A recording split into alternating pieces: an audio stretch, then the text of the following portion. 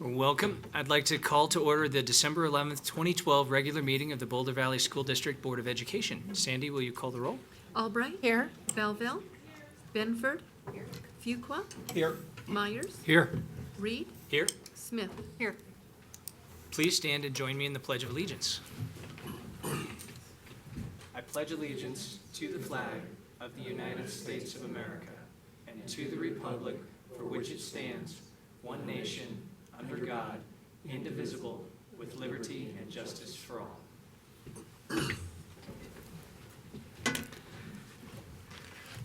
I'd like to remind all who have gathered here tonight that the mission of the Boulder Valley School District is to graduate students in the new century who have the knowledge, skills, and personal characteristics that will make this world a safer, more thoughtful, and more inclusive place in which to live. And I'd like to start with our first agenda item, the superintendent's report. Dr. Messenger. Good evening, Chairman Reed, members of the board. A few items I'd like to update you on this evening. I've been involved in several discussions since we were last together in a board meeting regarding preparing for the legislative process. So the members of the Denver area's school superintendents have been meeting with Senator Johnston and Senator Heath, working on some groundwork for what will be proposed as the new School Finance Act. And so we met a week ago yesterday, and where we are in the process is that Senator Johnston and his staff are bringing forth some conceptual ideas about what would be included based on all the input they've received to date, and then draft language, and then gives us a chance to critique the language, send it back, and then the next meeting, Thursday, we will continue that conversation. So we have 3 of these meetings set up in December. Senator Johnston, is my understanding, having meetings like this in some format around the state, trying to engage with practitioners around some of the ideas to give some context to what will likely become our proposed next School Finance Act. So this is, as you know, complex work. Our School Finance Act, our Colorado's present School Finance Act, has not been revised since the early 90s. And so from what we can tell so far, and Bill and Leslie worked with me today on this, that this is going to be proposed a fairly significant revision, not just fine tuning. So we'll see where this goes. I just want you to know we're a part of the conversation, and will remain so as long as we're invited in to participate. So we do appreciate Senator Johnston and Senator Heath asking for input. Last week I participated in the professional judgment panel. As you might know, in 2010, before the school funding lawsuit made its way to district court, Lobato versus the state, they did a costing out study, and the process they used were professional judgment panels where they invited folks in to give their best thinking around what schools should look like regarding services and what the cost might be associated with that. So that all provided context for the school funding lawsuit and was presented in district court over a year ago. What they're doing now is updating the costing study of that work. And some of it's just updating average salaries, those kinds of things. But the other is, given that new laws have passed since 2009, 2010, formally 191 is in place now, and then the READ Act. And so I participated last Thursday morning, and they were reviewing the work that had been done to see if additional resources needed to be added for the READ Act. And so we gave our input, the panel that gathered. And then on Thursday afternoon, Leslie was also on a different panel, again, giving input, trying to update this costing study. So I think you'll see more about that as we get into the discussion around adequacy around the School Finance Act. So a couple of things going on related to that I've been involved in, and I had the opportunity to join the Colorado Association of School Executives case legislative committee on Friday afternoon. So their primary focus is school finance, and so had an opportunity to engage with administrators from around the state and their lobbyists as they're preparing for the session. So all of that about getting ready for the legislature, I would say. Switching gears, another topic is in October, we presented to you some of our work around employee selection, and specifically we talked that evening at length around the Teacher Insight and the other Gallup services that we're using. So I just wanted to give you a bit of an update. We've had some folks from Colorado University, CU, reach out to us and offer input. And so we're following up on that. And yesterday afternoon, several of us met with Dean Lori Shepard, College of Education, and Jenny Whitcomb, the Associate Dean. Jonathan Shelley and Rob Rankin and I went and met with them. So we thought they had some good ideas, and we explored those, and we'll incorporate that in our continued discussion. And I think we may have generated a research project or two out of the conversation. So anyway, we'll keep you updated on that, but I just wanted you to know that's work that we're continuing to do. And then I want to express my appreciation to all of you for joining us this evening for the Superintendent's Honor Roll and recognizing the talent and volunteerism and contributions of many in our community that make our schools great. So thank you for being a part of that and helping me represent the district. So that concludes my remarks, and Jim and I'd be glad to answer any questions.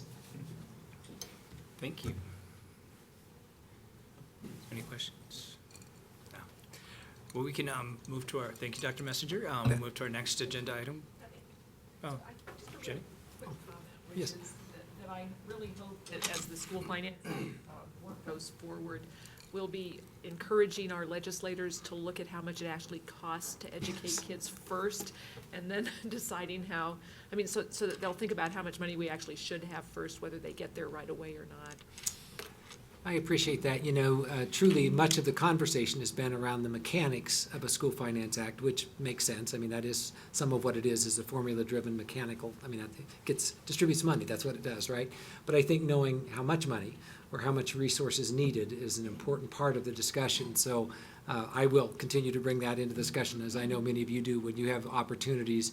One of the things that, as some of you may comment on this later, when we had a chance to look at the work that was done in New Jersey, that presentation last week that some of us attended, I think some of what I appreciated about that is, even though they weren't there yet, being there to adequacy as a state after a court ruling, they at least had, they knew where they were going. They knew where they were trying to get to. So again, I think that's, if we can do something similar as a state, even though we may not get to what we would consider an adequate level of funding, at least if we know where we're going as we work on it year after year, because truly this work will be year after year most likely. At least we don't have to re-debate the issue of what is adequate. I mean, we may get to re-debate it, but I think, so I think that's a great point, Jenny. We will continue to interject that into the discussion. Thank you. Thanks. So now we can go to our next agenda item, which is scheduled the Student Advisory Committee. But as I understand it, the students are preparing and studying for finals. So, you know, I do want to thank them. They participated with the school board at a Colorado School Boards Conference last weekend, and their participation was very welcome. Always having the student voice in any type of school decisions are good. So then we can proceed next to our next agenda item, which is a report from the District Accountability Committee. And so I would welcome Tina Marquis to the podium here, the chair of DAC this year. Thanks so much. It's actually Marquis. Marcus. Okay. It's okay. The DAC every year provides feedback on the district UIP. This year was an interesting year for DAC because we know there's a lot of work going on to significantly change some of the work around the UIP. So, and that's in the feedback that I'm going to read. So it's a short piece of feedback, and we decided to present it in person this year, which is pretty new for us also, just because we're trying to increase our relationship with the board and maybe be here a little more often. So if it's okay, I can read this to you. Please. All right. The District Accountability Committee is tasked with reviewing the preparation of the UIP each year. This year, we took into account that the district UIP is an interim document as the 5-year goals are being developed. Overall, the plan is well prepared, seems to reflect the individual school SIPs, and addresses the need to improve the outcomes of all students, especially high-poverty students. However, the DAC would like to share the following observations that we hope will be considered as the 5-year goals and the UIP for next year are being created. The first is a lack of progress. Over the last 5 years, there have been, few gains in achievement or growth scores, both generally and specifically with literacy for high poverty students. There also appears to be some gaps with students with disabilities. The DAC struggles with these persistent trends. It would be helpful if the plan would indicate how this year's tactics and strategies will drive significant advances in achievement and growth compared to those from prior years. Specifically, the DAC would appreciate more metrics showing which efforts in the past have worked and which have shown less success, and how these metrics are shaping future plans. This would help build confidence that the plan will indeed improve academic outcomes for our students, including those that are the most vulnerable. The second point is focus. DAC members commented on the number and complexity of the strategies and tactics being proposed, which might be contributing to the trends observed in 1. It feels like there is a lack of focus and that we are pursuing too many things. How can all these initiatives be successful? Are we spread too thinly? And the last point we'd like to make is about timing. The DAC feels that the timing of our feedback is poorly aligned with the work that goes into constructing the plan. We understand that the UIP is evolving into more of a working document, and we would like to provide feedback at a different point or multiple times during the process when it might be more impactful. So that's our feedback. That's from the whole DAC. That's not my personal feedback. And if you have any questions. Thank you. And I'd like to turn it over to the board members. Does anybody have questions or comment on the report? Sure. Tom? Thanks, Tina, for coming. You know, I sit in as part of those meetings with DAC as a liaison for the board, and I have witnessed how you guys struggle with this, and I certainly appreciate your feedback that you've given us. A question would be, you've been looking at these for a while, these improvement plans. So do you see any change, or is this very similar to what's been going on the last few years? Well, yeah, there's an echo. I think there is change in that, I mean, you can see the document we looked at this year is redlined, so we can look at how strategies are different and what new things have been added into the document. I think one of the things that we've noticed, though, is that we struggle to see how things that happened the year before are feeding into the strategies happening the next year from the UIP. And that might be that we don't have access to all the information that's available, and that is, of course, that's fine. But it's difficult for us to see why these specific tactics and strategies are being chosen because of the lack of metrics there. Does that make sense? Okay. Okay, thank you. Sam? So you suggest DAC interfacing at different times in the process? Can you be more specific? Possibly interfacing at different times. I think it would depend on what this looks like what it looks like in the coming year. I understand that there might also be a strategic plan that follows from the 5-year goal planning. So I'm not sure if our feedback should be with a strategic plan or the UIP. With the school SIPs, with the school improvement plans, we have 2 checkpoints after we develop the school improvement plan to sign off and make sure that we're meeting milestones throughout the process. That's one of the things we were thinking about when we talked about multiple points, is do we need to check in from time to time? Now, given that a lot of the goals in the UIP are longer-term goals than in a SIP, that might not make sense. It might be, yearly might be fine. So, but I'm just being open to other ways of making sure that our feedback is impactful. Does that answer the question? It does. Okay. Thanks. Lori? So I'd like to follow up on that. And Bruce, I wonder if I could ask you to address that issue about how the UIP plan does evolve and how parents on DAC are, and community members are involved in that.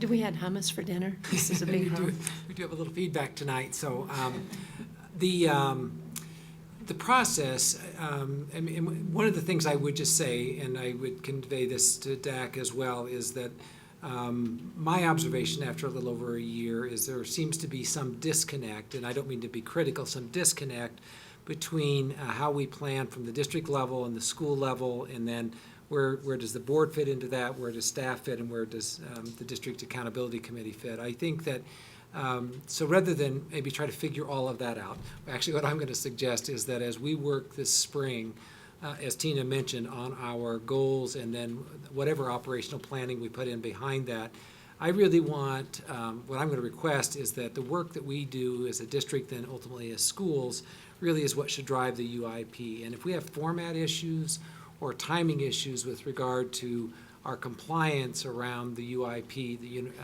Unified Improvement Plan with regard to the State Board of Education or the Colorado Department of Education, that we take it up with those groups at that time, that really we need this to work for us. And sometimes what can happen around compliance issues is that the timing is off. And so tonight, you'll look at UIP and give approval in January. Well, we're well over, by then, halfway through the year. So I think that we just need to kind of relook at the whole timing. So I think the expressed concern is legitimate, and we have talked about that as staff. And so as I've talked to Jonathan and members of our team, we really want to build off the work we do this spring and put into place multi-year goals and a continuous improvement process that we update regularly. Then I think I think there's a chance to be more logical about where DAC can fit into that and how school-based accountability committees participate as well. So I think it's just a work in progress, Lori, something that we want to wade into. Tina's comments about focus, again, I think we concur with that. I think as we set new strategies in place and action steps, that will again give us the opportunity to sort of go through those things we're doing now and say we're going to retain that focus, or these are things, at least for now, we're going to set aside because we want to be more intentional about our work. So again, I think the timing is good and that we're very much on the front edge of launching that again. So I hope that helps, Lori. Thank you. And just to follow up on the first question, the comment about literacy achievement, I think that's real clear when you look at the data about student achievement, and I'm glad that the DAC is thinking about it. I will say I am, as well as the board. I mean, we're all trying to be focused on what can we do about literacy. I mean, it's a major focus of our initiative. So I think it's real important to continue to think about that and to think about strategies. I just appreciate that you've acknowledged that it's a persistent issue, and it's something that that we're all working on and need to continue to work on, I think. So thank you very much. Thank you for your work, and thank you for coming. It's always great to hear from the DAC. Thanks. Thanks. Tom, another follow-up? Follow-up. Thanks for mentioning that, particularly about the strategies. I think, Bruce, your comments are right on line. Once we have our goals and a strategic plan, then we'll outline those strategies, how we're going to do them, what resources go toward them, and how we monitor that and assess that. And I think that's a good place for the DAC to be involved, in a continuous basis at looking at those strategies, looking at the assessments, commenting at how that process is going and feeding back to the board. So thank you for your work. Jenny? So, first of all, I'm really glad to have somebody from DAC reporting to us in person. I prefer that to the just written presentation. You are all a board committee, so it seems fitting that you should be here, so thanks for coming. And then, I guess I don't want to assume I understand what you mean by a lack of focus. So is the number and complexity of strategies, they're strategies that are being driven from administration down to schools, or is it a result of the fact that we have 54 different schools that have 54 different school improvement plans? So are we talking about too much coming from on top or too much coming from up from the bottom? That I wouldn't comment on. So I think when we read the UIP, there's just a lot of different initiatives going on. A lot of them are targeting the same students, and a lot of them are, for instance, you'll see a lot of teachers educating the same group of students that have a lot of professional development expectations, that they need to be being trained on several assessments, several literacy components, a lot of math. And I don't know if that's from the SIPs up or from the administration down. I can't see that in the UIP, but I think that's a really good question. Is it? And I would imagine it's a mix, but I have no idea. So the whole issue of consistency, how much consistency, how much do we want everything to be the same at all our schools, and how much control do we want to give individual schools is sort of a balance we're always trying to reach. So I'm kind of interested from that point of view, but it also occurs to me that some focus of efforts could be a good thing. So I look forward to following that up as we set goals and maybe making the unified improvement plan fit in better with our overall planning in the future. So thanks for your comments. Shelley?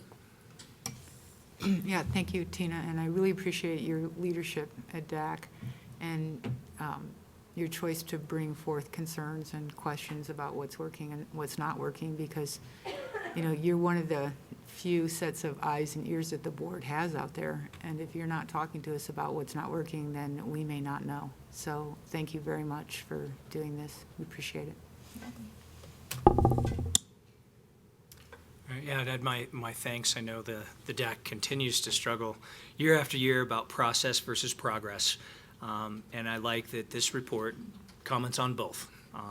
Some years we've had a comment that the process could be improved, and some years about the progress. And this is both. I think it's a very succinct summary of where we're at. And a bit of confusion that I share as a board member as well, that the UIP isn't actually driving the district, but we're required to do it. And we're required to have DAC provide comment on it. And while it's not driving the district's actions, it is certainly summative of what the district is doing. And so getting this feedback that there could be some focus and there could be some concerns about the lack of progress is very valuable, especially as we go forward with planning for the next 5-year goals. And I hope DAC will continue to hold our feet to the fire and not be afraid to come and tell us where we could improve. Thank you. You bet.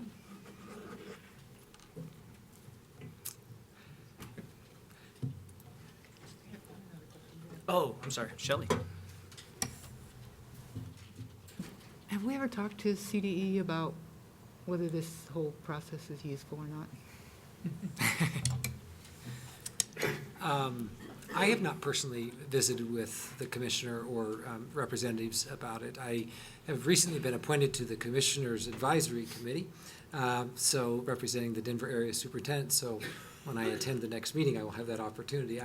I think that some of where we are, not just in Colorado, but across the country, is that Colorado had some intentional work around school improvement before there was No Child Left Behind.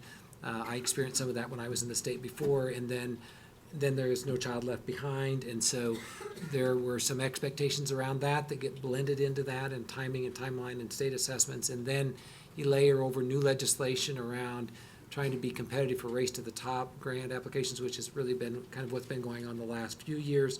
So we've got a number of things that have, and then a state governing board that, you know, tries to make sense of some of that and given the charge by the legislature to work on regulation. And so it wouldn't be unusual to recognize there could be some misalignment and some, when eventually it gets to a school district or to a school building, you know, how does all this fit together to make sense? And then you have a local governing board, as you set goals and keeping an eye on the prize and knowing that we have certain things we have to do. So I think, again, it's a good opportunity. I think I have shared with some of you at a recent meeting I was at, senior administrators for the Colorado Department of Education indicated just in their presentation that they are surprised there aren't more requests for variances that occur from school districts. And so I saw that as an invitation that we might help with that problem. And so, again, what we will find when we get into these conversations is in some areas, regulations or requirements have more flexibility than others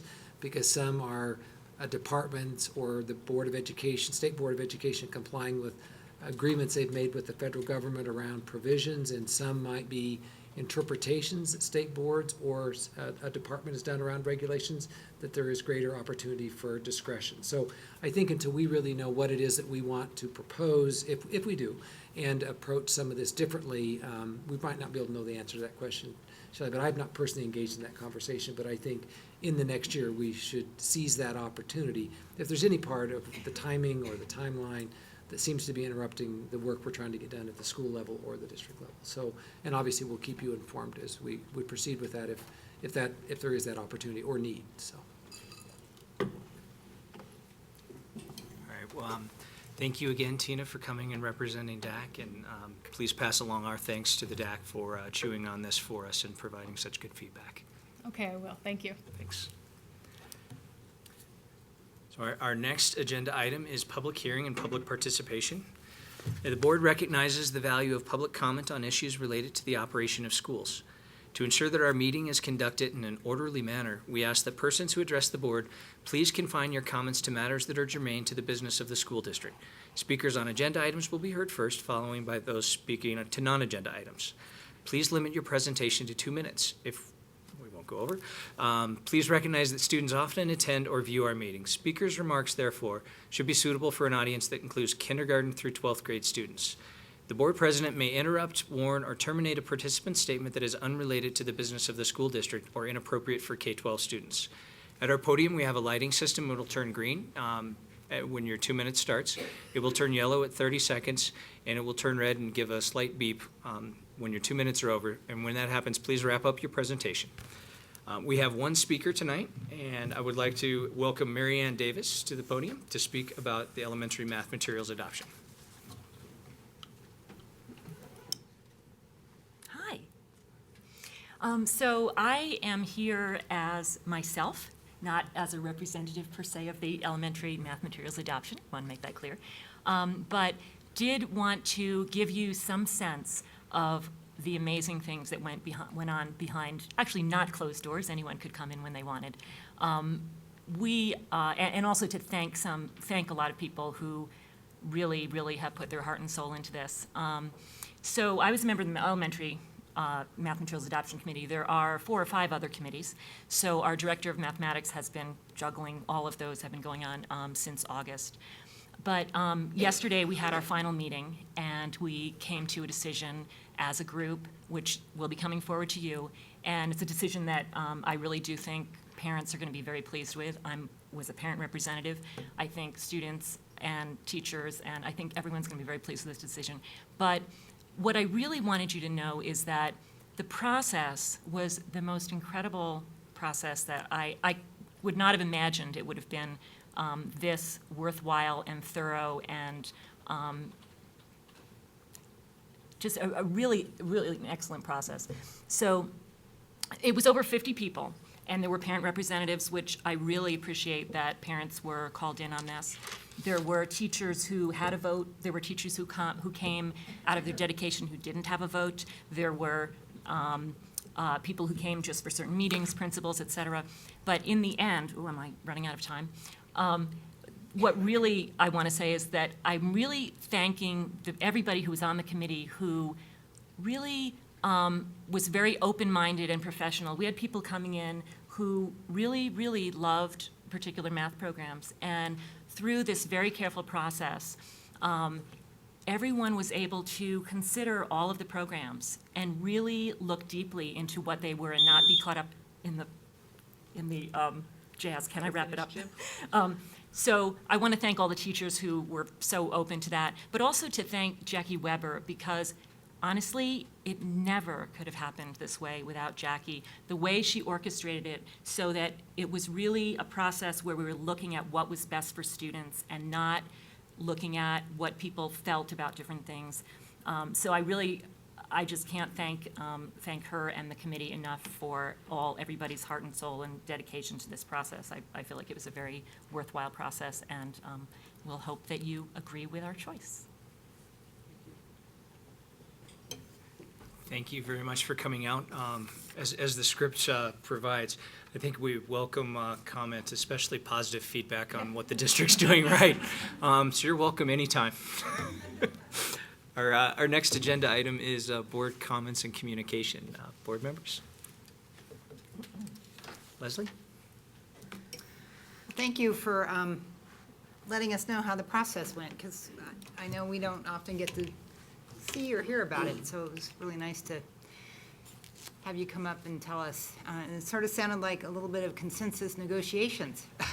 Maybe it's dribbling out into other areas that we're working on. So yesterday I sent out an email from a graduate student at DU regarding her capstone project, and I need to let her know pretty quickly if there's any interest in her doing something, and I don't know if you've had any time to think about it. Bruce?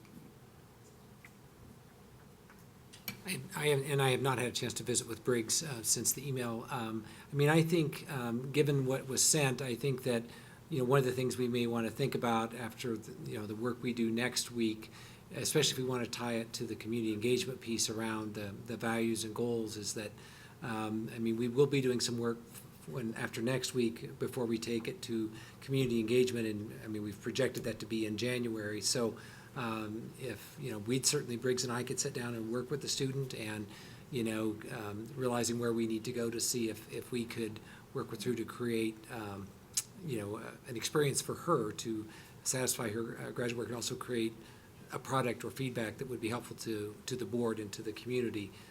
Reflecting on what was done the last time, I think we could build off of that. So, we certainly are willing to do that. We have Okay. not specifically had time to Right. formalize a An idea. proposal or an Yep. idea yet, but we'd be glad to pursue that. So what, I'm trying to think, when we had the student before he came and we talked about what we were doing, and what we were interested in was trying to develop a database off of the comments.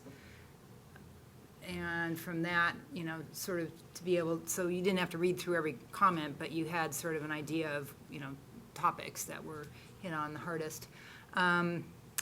And so, that ended up being his project. But like I said, it does take some time. It's not a huge amount of time, but somebody would have to, one or two people would have to commit to working a bit with the student.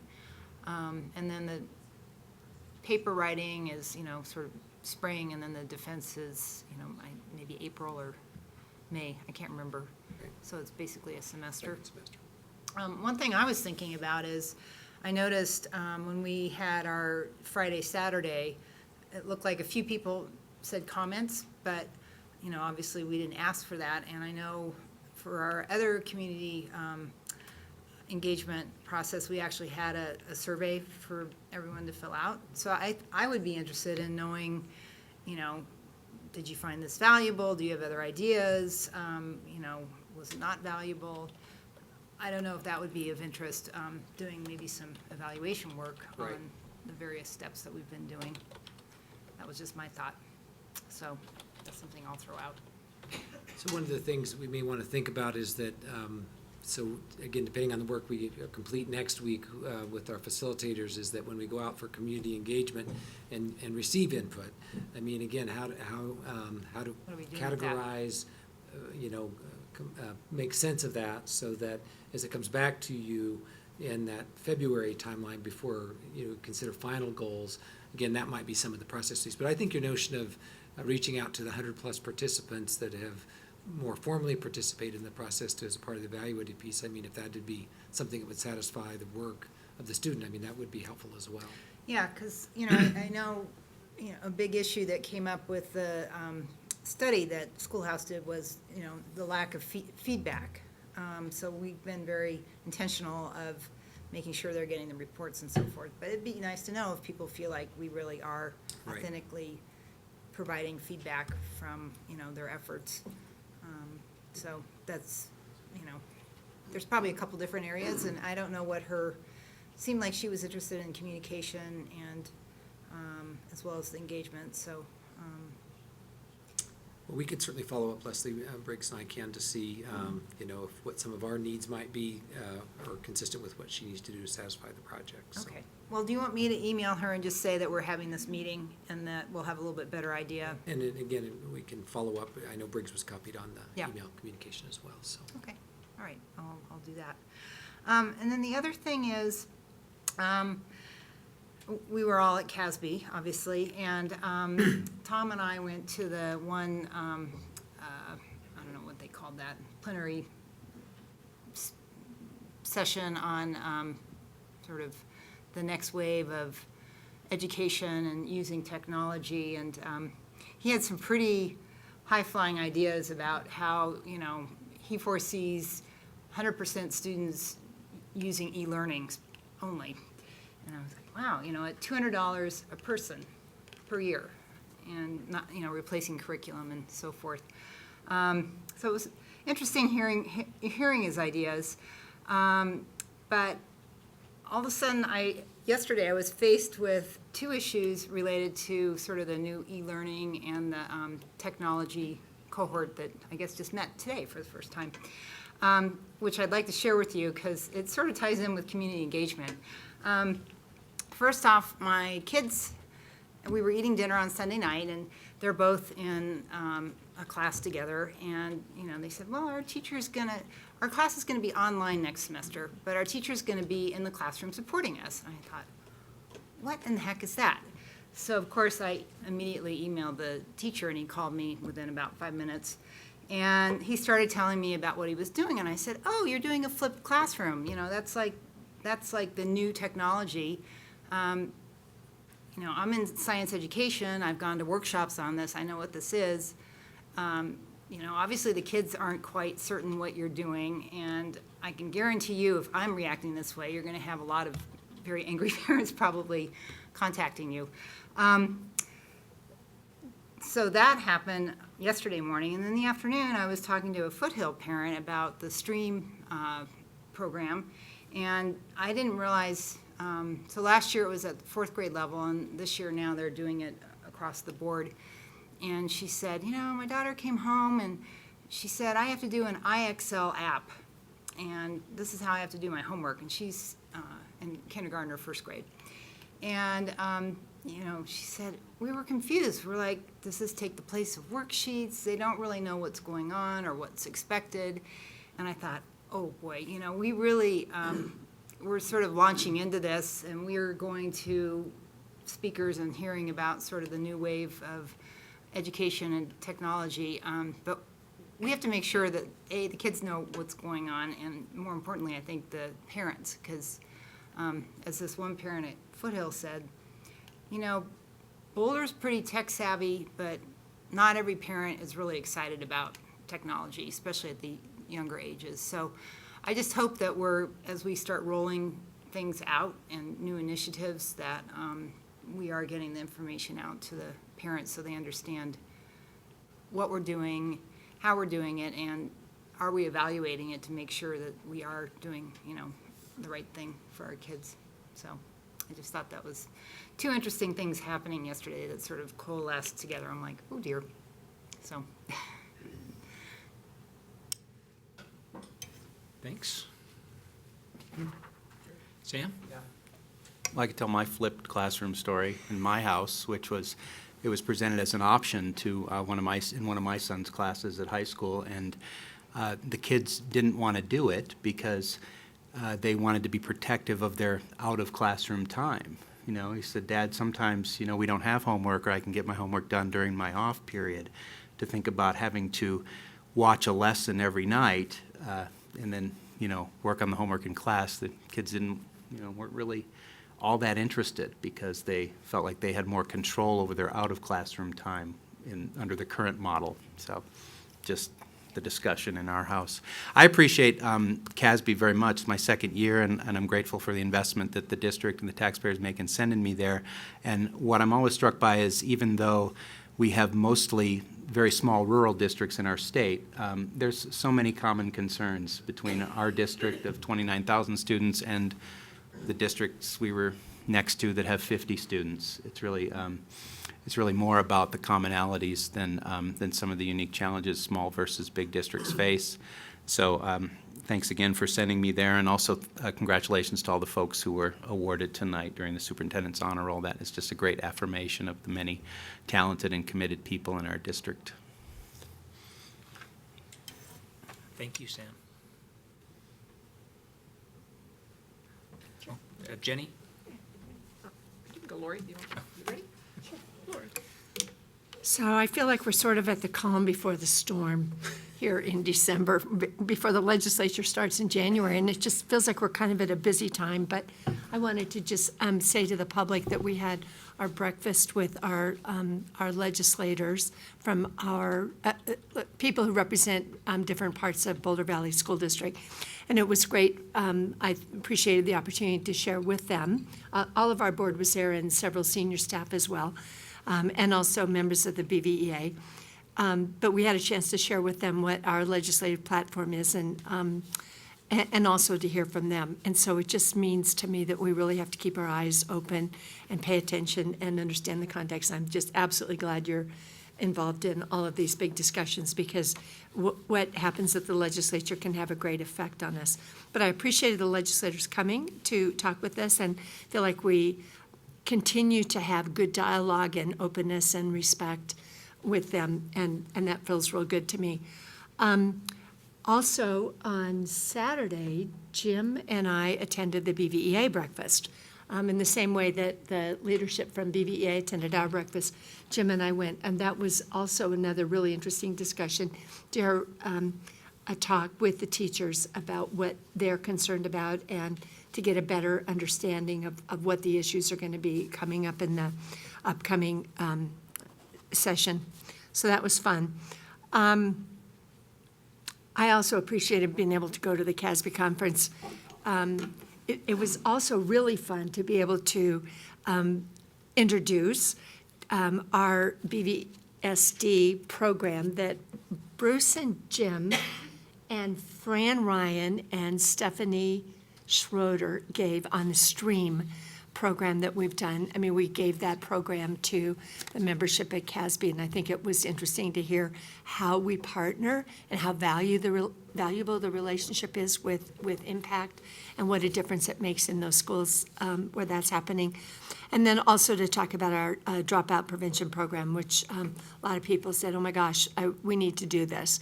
So I think, in a couple ways, I feel like I'm real proud that we're leaders and have some good results to show from some of the initiatives that we've been following.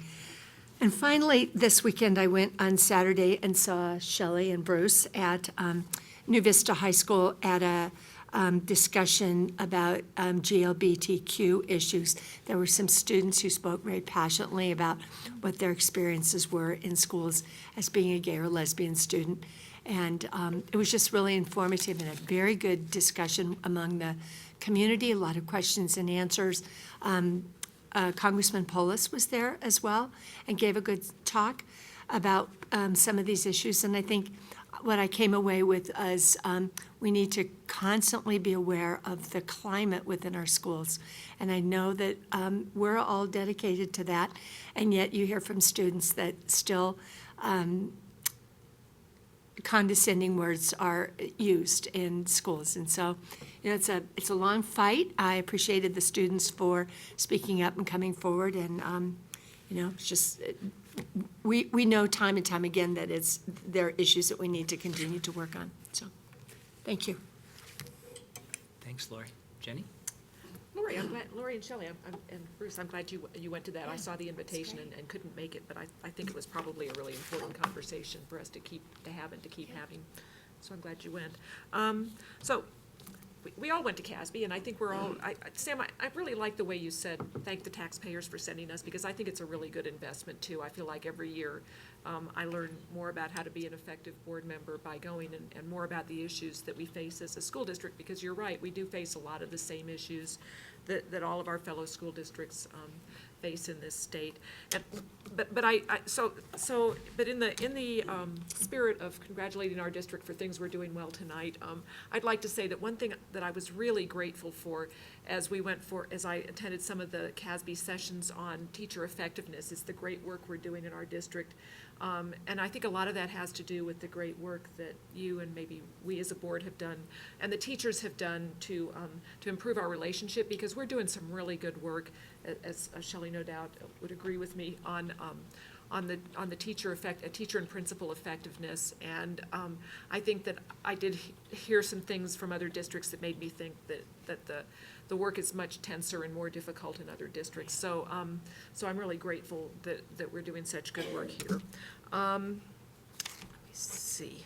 And again, I'd like to thank the legislators who came to our breakfast on last Monday. I think that I'm looking forward to a good relationship with them as we work through potentially finding adequate funding for schools in the upcoming legislative season. And Then I'd also like to thank the parent representative who left, who came to talk to us about the math adoption. I'm going to feel so much better about whatever is brought forward to us, because I know there are a lot of people out there who feel really strongly about the math programs in their particular schools, and I have been lobbied already on, what it is we adopt. So I'm really relieved to hear that the process was such a great one, and that we can be confident in the recommendation that's brought forward, and I wait with bated breath to find out whether I'm going to be hearing any more from people about that. And I'm also looking forward to, we have a long meeting next week, to work on goal setting, but especially in light of the report we got from our DAC just now, I'm really looking forward to that meeting and to setting some meaningful goals for our district because, I'm almost even beginning, so I'm looking forward to that. And, and then, let's see.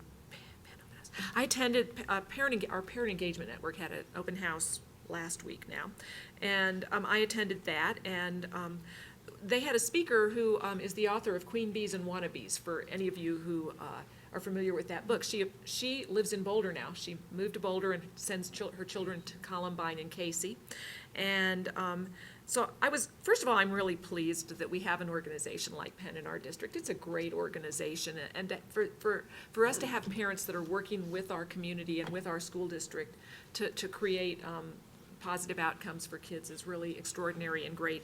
And it was also nice to hear from this author who works with people nationwide that she's also impressed that we have a parent engagement network, and she's also impressed with the kind of work we do in our school district around climate. Not that we don't have that we should rest on our laurels and not make improvements where we can. But I was really pleased to hear that, and again, really pleased that we have that organization in our district.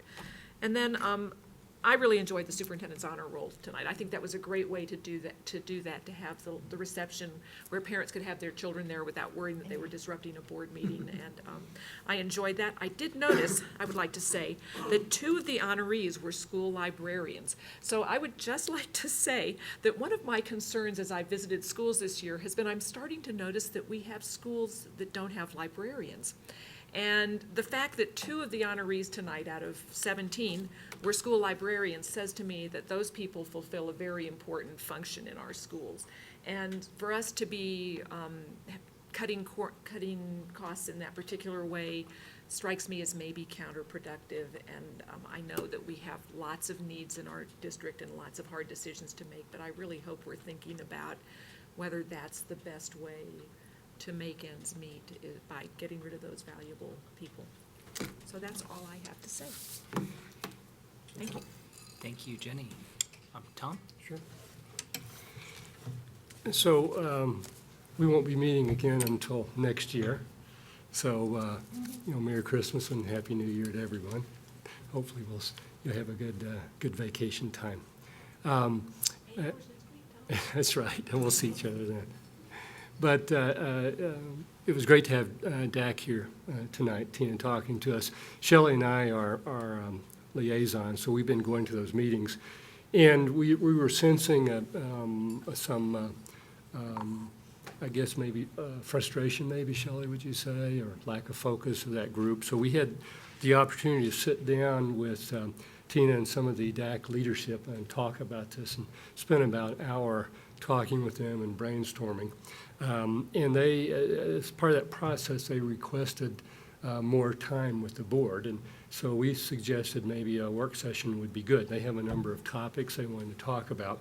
And I brought that to the agenda committee, and we've targeted, January, a couple meetings in January as possibilities for that. And so, Tina's working with with Sandy, I think. I don't know if she's talked to you yet, but she's going to be talking with the rest of DAC about that and some of the topics for the agenda. They've got some program ideas. They really want to be of good value for the district and for the board, and have the most leverage they can, and I really applaud them on that. They spend a lot of hours of hard work, doing the reviews they have of the improvement plan, and when we have charter schools and a number of things like that they're asked to do by statute.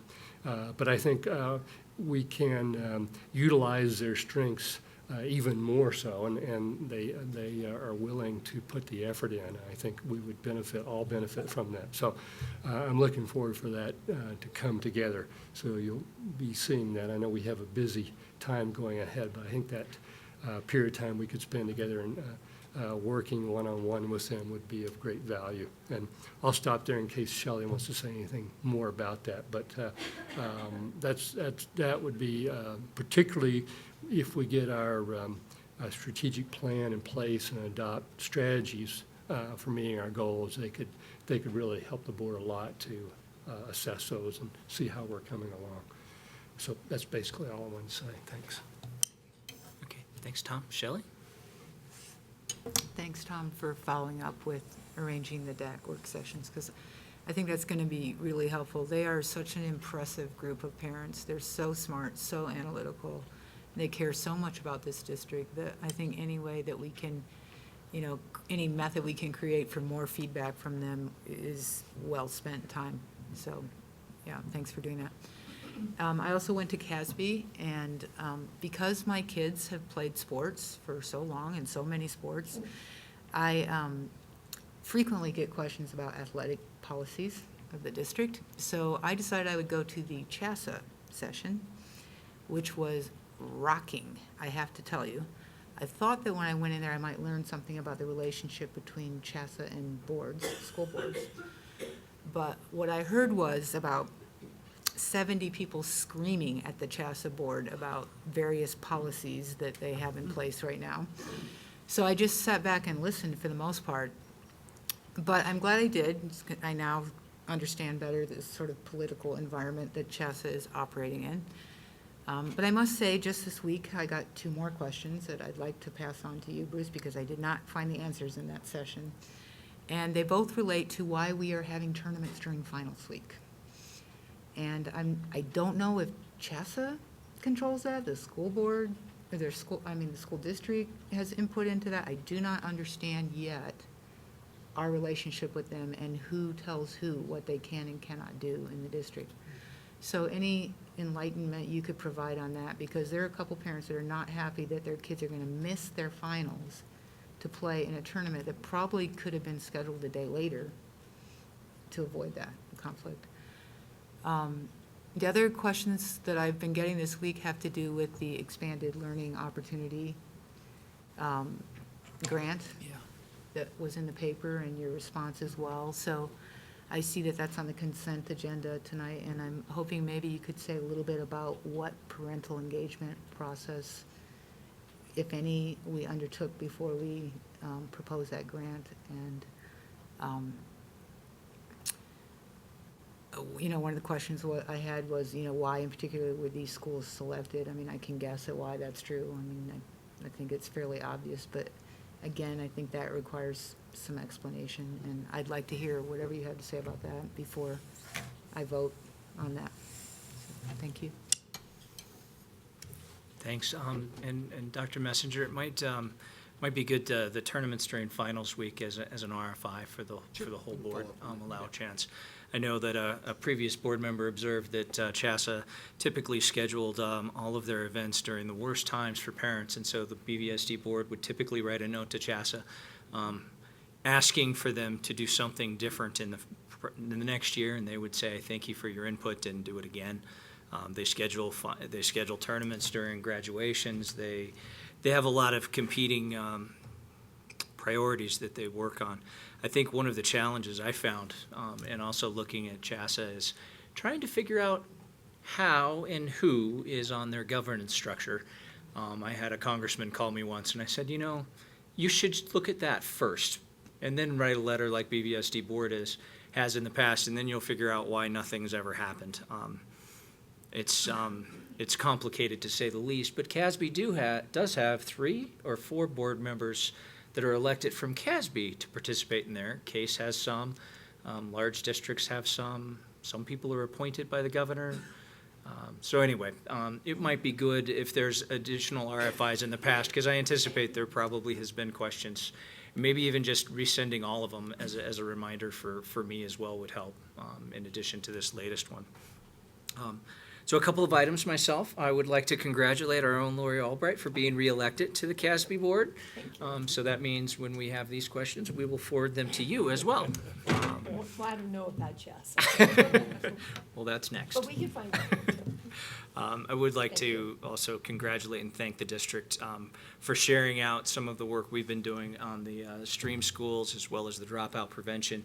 I think that was the theme of CASB, was collaboration among school districts. We're all struggling with resources, and when somebody finds something that either works or doesn't work, and in our case it is working really well, it's sharing it with the other school districts and saying, here's how we did it, and here's what we did, and contact us for anything. We're here to help you as well as help us.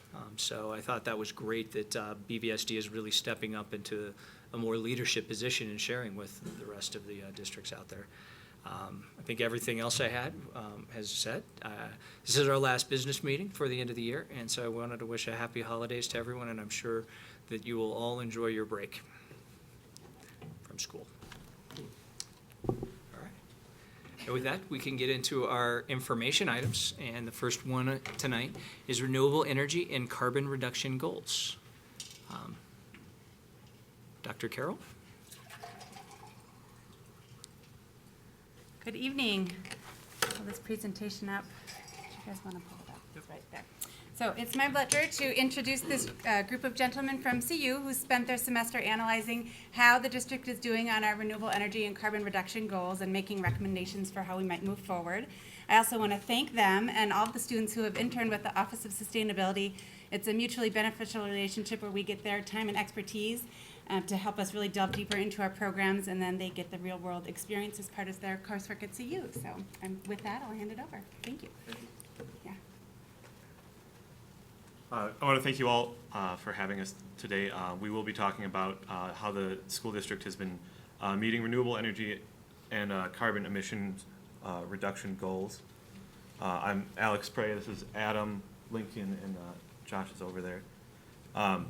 So our goals for the project in our class is a renewable energy policy course.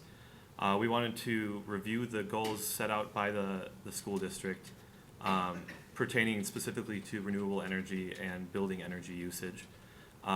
Evaluate whether the goals are being met in the short term, and as well as look at the best way forward to meet long-term goals. And our specific focus on this was how solar energy, photovoltaics would be able to help reach the goals in the most cost-effective way. So the goals set out by the school district, the 5-year goals that were set in 2009, the two big ones that pertain to renewable energy was a 10% reduction in greenhouse gas from the baseline set, and also a minimum of 100 kilowatts of increased renewables, and to consider third-party financing with that.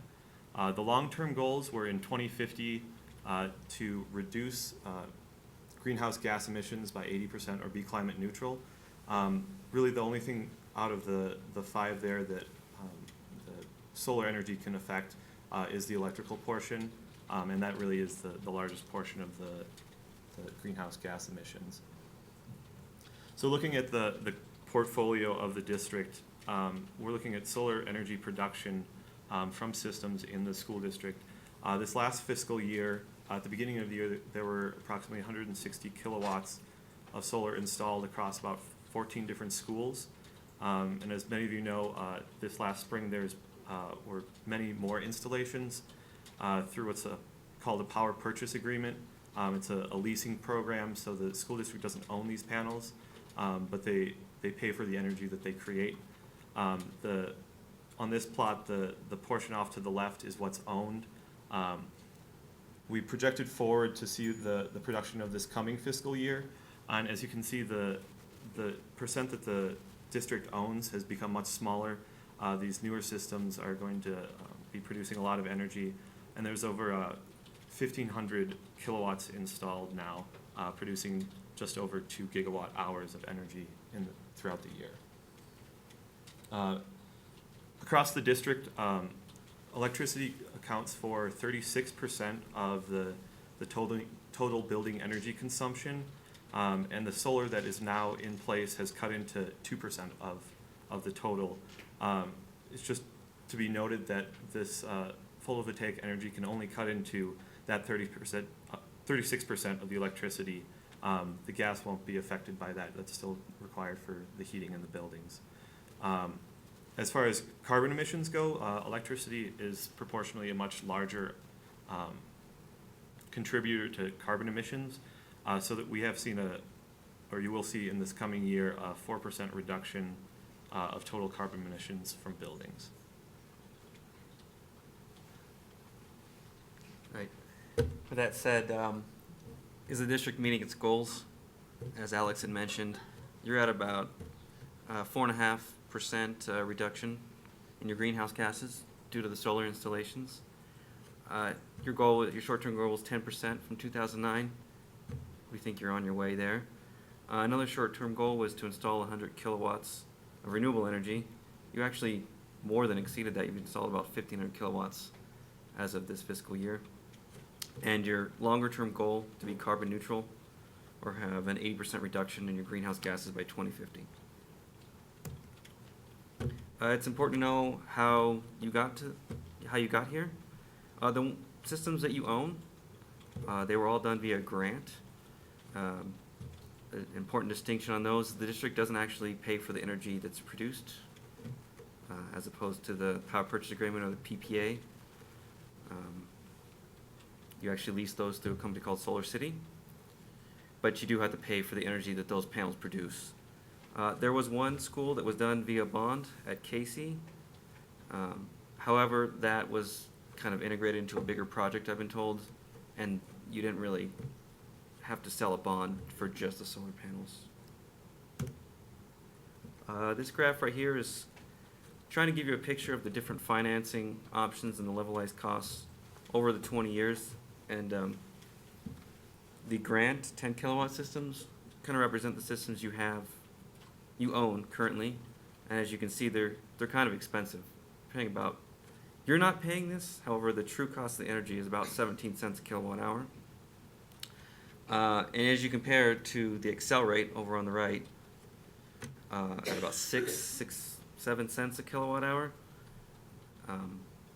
And you can also see that your power purchase agreement or your lease system is also really comparable to the Excel rate that you're paying. The systems in the middle, the 100 kilowatt systems, you don't actually own any of those. Those are kind of theoretical systems. But those are the same size systems that you would get through a lease.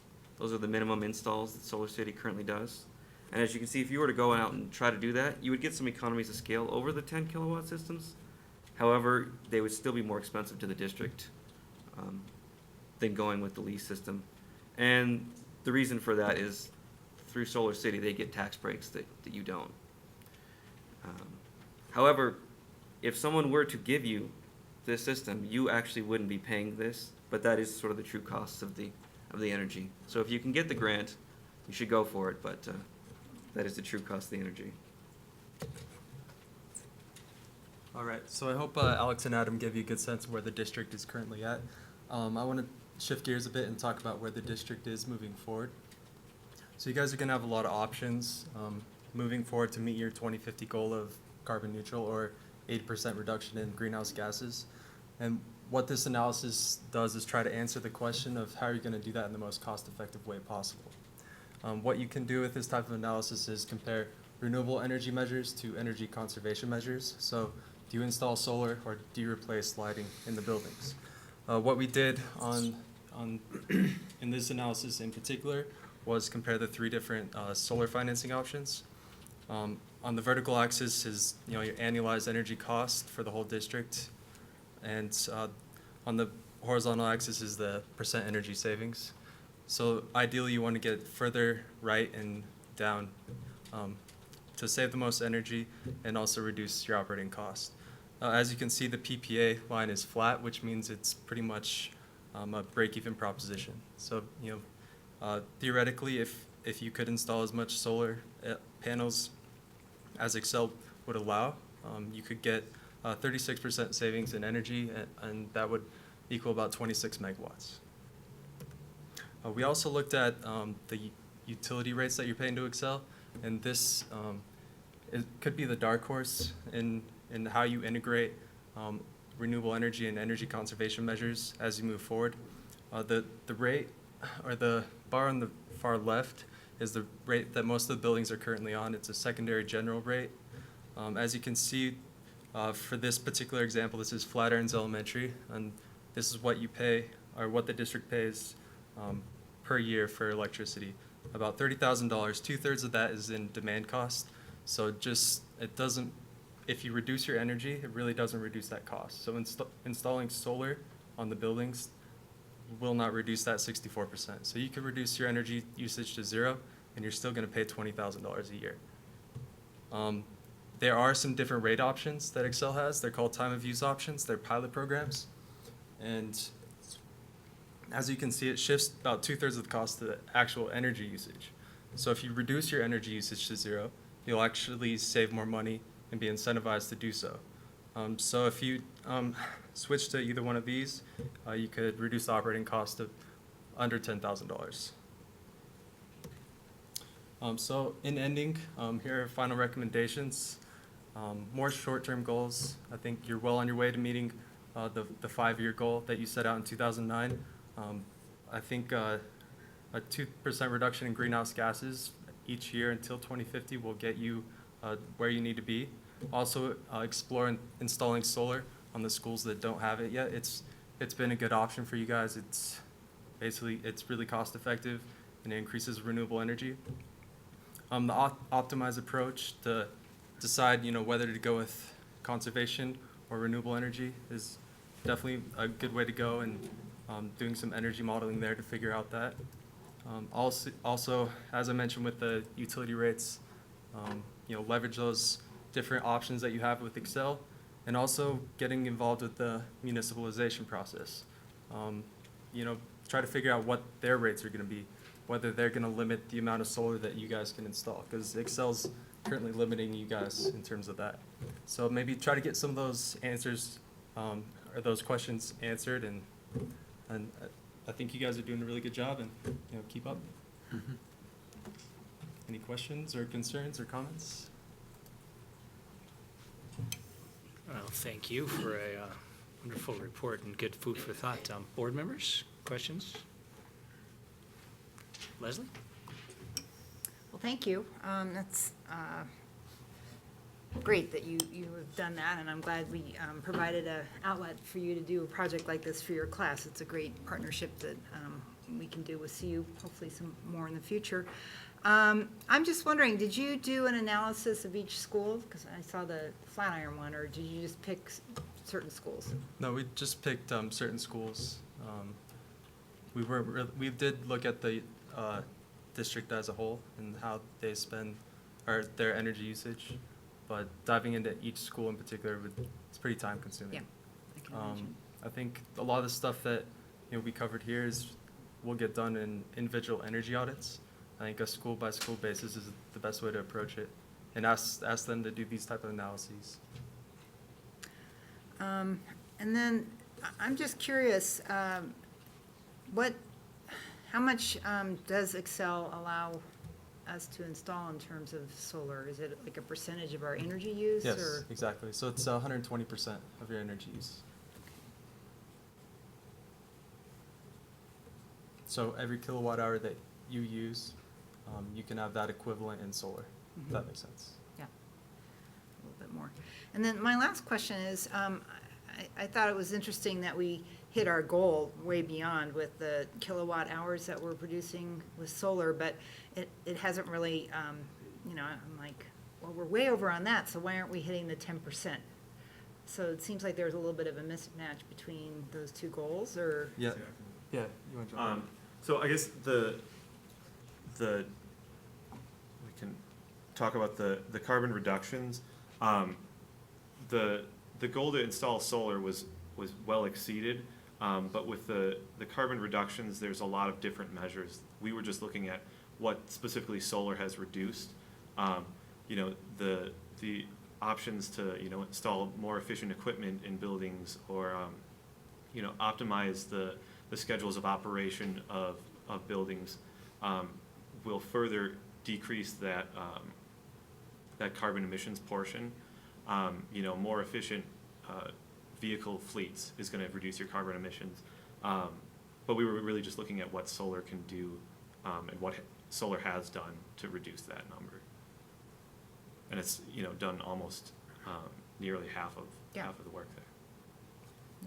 That's great. And I assume you're going to get the report, because this is going to be useful information, obviously, to have. So thank you. Appreciate it. Thanks. Tom? Great questions, Leslie. I was also intrigued by your chart on the electric bills, you know, with the different rates, in that how the one rate structure you could reduce your cost, or you reduce your usage, but not really reduce your costs all that much. I was wondering what the pros and cons of those different rate structures are. Okay. So the secondary general rate schedule you're on, it's typical. The time of use rates, you have to have a smart meter, and as I understand it, I think most of the buildings do have smart meters here. So you already have paid that upfront cost. The way it works is you're during peak hours or peak demand periods that Excel determines, the cost per kilowatt hour goes up to about 10 cents a kilowatt hour.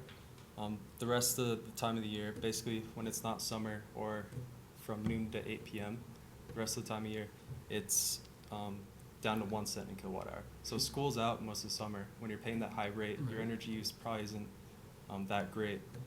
And what we did here is we looked at the energy usage during those summer months. We didn't even break it down from noon to 8. So the savings are even greater than we showed here. These are conservative estimates. So it really takes advantage of when you use the energy. Right, So right. just make sure you do have to be conscious of that if you go to those rate schedules, and make sure that you're using energy at the right time of day and in the right ways. Right, great. Yeah. Yeah, and also the solar can reduce the energy, but it won't reduce the demand. So as you reduce that energy, you can save more money then. And also if you do energy conservation measures, the same concept applies. Right, great, thank you. Yeah. Jenny? Sure. So, thank you. This is very interesting. And I'm thinking that this would be a great thing to share with our Student Accountability Committee, because they're so interested in it just fits really well with their green initiative. I'm kind of sorry they're not here tonight, although they might have left by now. So I'm hoping that it can be shared if it hasn't been already. And then just as a comment, I hate this new system, because when we have presentations that aren't attached to the board packet like this one is, I can't see the charts that I think would be really helpful. So if there's anything we can do about that, I wish we would. We're happy to, send this presentation to you. I know, but it just would, and I'm not criticizing you, so please don't take it as a criticism of you. I just wish that during the presentation, I could actually read the data that's being presented to us.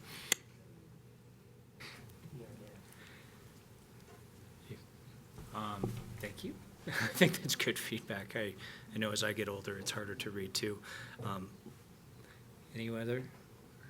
Give you preferential seating, I'm closer to the screen, I could tell you my seat, Jenny. Then I can't look at the presenters. Leslie and I are in a good place, so. No, I hear you, thanks, Jay.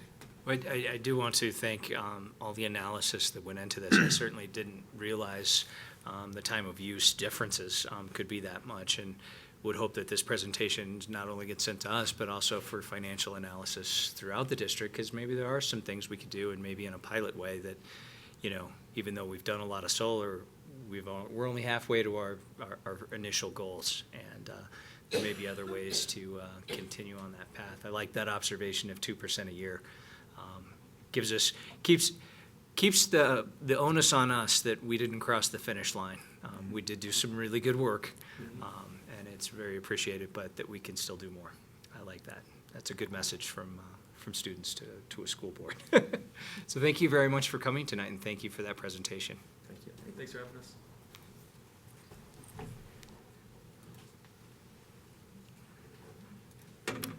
Our next information item tonight is the 2012 enrollment update. Dr. Messick? So I think Glenn is making his way to the podium, and in this case, I do believe the PowerPoint presentation is included in your agenda items. So please, if you would go there, Glenn will also be placing it on the screen. As has been in the past, this is a brief look back as to what we had projected where we would be, and so now October count is complete, so we know better what reality is as opposed to just projection. Then, as Glenn does each year in a really thoughtful way, is begin to look forward and give some analysis of, although we are one district, we have a lot of dynamics going on with regard to our enrollment, and I always find this really informative, and I know it helps inform us in our planning as far as revenue projections, but also just our capacity and our services to students. So Glenn, I appreciate you being here this evening, and we'll take a look at the data, and I know he'll be ready to answer questions. Thanks. First, I'd like to, your packet included a lot of more detailed information on individual schools, more detailed than what I'll go through tonight. I do need to point out a formula error in one of them. It was the one, the schools by community. The column on the far right referenced the wrong cells, so we'll get you updates on those so that that's correct. The other information is correct. So, going on to this, we grew again this year, 0.7% growth, just very close to last year, which was 0.6, about 195, up 195 students this year, 170 last year. This chart shows, the yellow line shows our overall growth.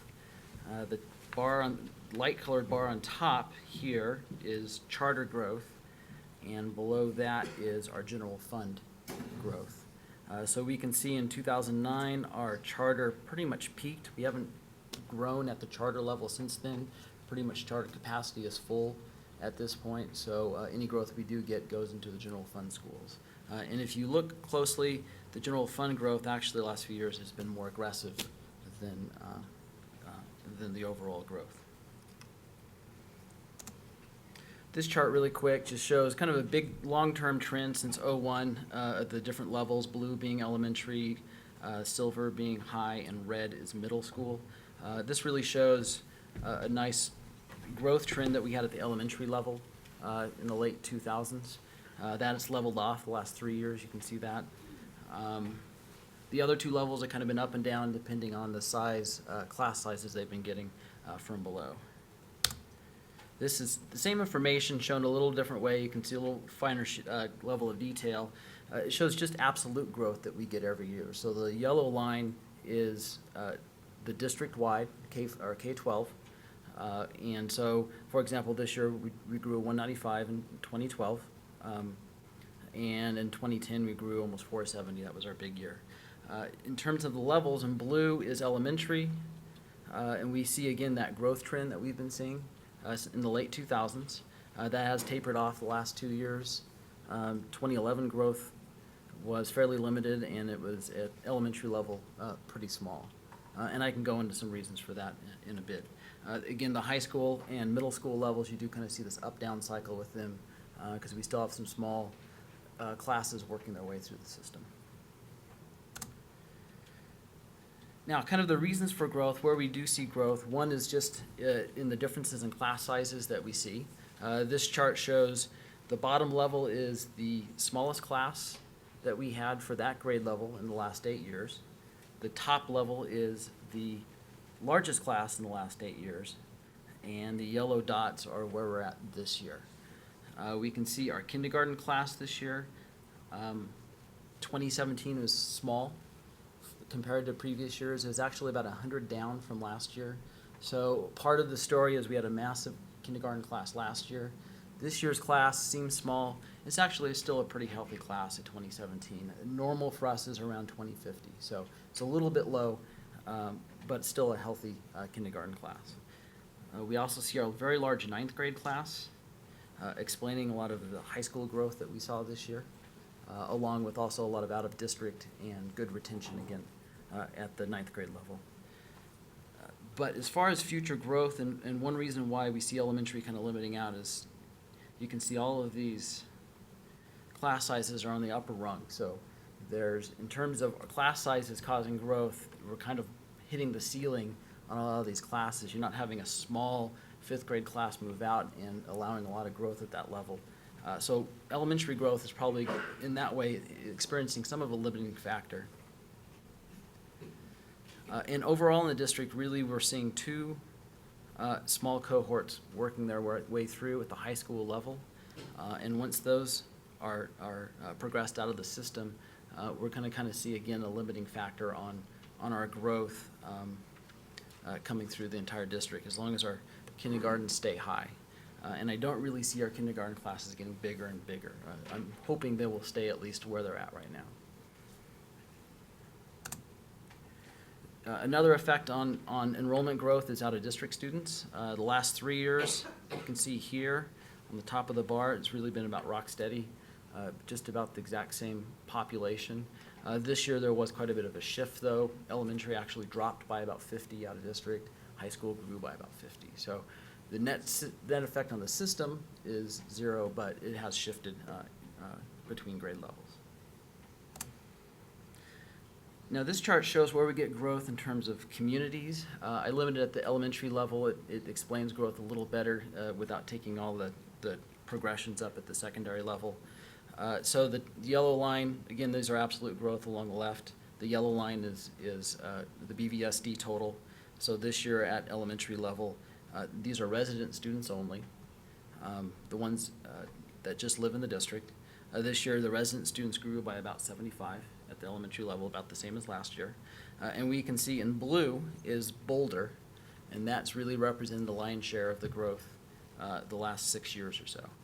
Beforehand, Boulder was even reaching negatives in the first part of the decade. So that was very good to see Boulder growing that way. That seems to have tapered off, at least this year they're negative. There are some limiting things with Boulder. A lot of the North Boulder growth is really slowed down. A lot of the stuff that was built earlier on, those kids are in the system now, and there's not really going to be a lot more. There's a few smaller developments that could contribute students, but even those are kind of tapering off as well. And we also saw some just endemic growth in Foothill and a few other communities, just people moving into the neighborhood. Whittier experienced this last year, and that seems to have tapered off a little bit as well. Also, we can see Louisville and Greene has really held its growth the last few years. They do have some new developments, and also people are continuing to move into that community as well. We can see a lot of the other communities are actually in negative right now. Now, another place you get growth, a demographer might call it net migration or migration. That's people coming in and out of the system. For school districts, since we have people just coming up from private schools and moving in, or from homeschool, you can't really say migration, but we do call it new and leaving resident students. So these are the people coming in and out of our system. The blue line on top represents the new students to the district, those coming in. You can see that's held fairly consistently around 2,000. The red line on the bottom represents the students leaving the system. So, growth always isn't just from new students to the district, it's the net difference between the two. We can see the arrows that I added this year represent that net difference. So this year, for example, we had a net gain of, 193. The real story with this one is our growth has come less from new students to the district than from retention. And this has been true for the last several years. This bottom line, the students leaving the district has gone low and has remained relatively low. And we were worried, I think last year, part of this may be because Boulder had a relatively good economy, people were staying and not moving out, and that might change as the economy in the state and nation improves. Luckily, that didn't seem to play out this year. So we'll hopefully this trend will continue in the future. So as our growth progressions in this chart, as we start seeing cohorts that are kind of reaching the top, that puts pressure on the migration. That means this is starting to become our only source of growth in the future as we move on and these smaller cohorts leave the system. Just a quick one, I show this every year. Since 2000, The shift is really, Boulder and Broomfield have kind of lost their resident student share in the district. The gains have gone into Lafayette and Louisville. And some other background information. Births, again, kind of one of those things you like to have endemic in your system and built into your system so you know you're having growth, and that just isn't there. I think because our birth classes have been smaller than our kindergarten classes, again, we're relying on people moving to the district to build those numbers. And on a more positive note, labor force statistics, I try to show this to emphasize we get our students from, these new students from people moving in for jobs typically. So labor force statistics can be important that way. We can see Boulder's looking very good in this regard. Boulder's being outpaced since 2000, besides the crash in 2009, has outpaced the state and the metro area this year by quite a bit in job growth. So that's a positive sign. And also on the bottom there, you can see employment's quite a bit, almost 2% below what the state's seeing and quite a bit below national averages. So that's on a positive note. And in summary, the biggest gains in 2012 were from the new resident students entering the system after kindergarten. So we didn't see growth in out-of-district students. We didn't see a big kindergarten class or growth from those sources. It was mostly just people moving in to the system between first grade and 12th grade. That got us a gain of about 193 students, and almost all of that gain really is in the elementary and middle levels. So people tend to come into the system at those levels. You see much less activity at the high school level.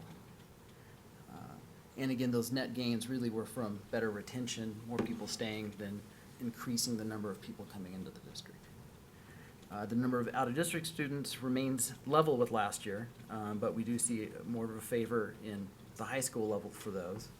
High school experienced the most growth as a level, with a large incoming class, 9th grade class, really contributing the bulk of that. But also maintaining very high retention and also high levels of out-of-district students moving in as well. Growth also persisted even with the smallest kindergarten class in 5 years, so that was something good.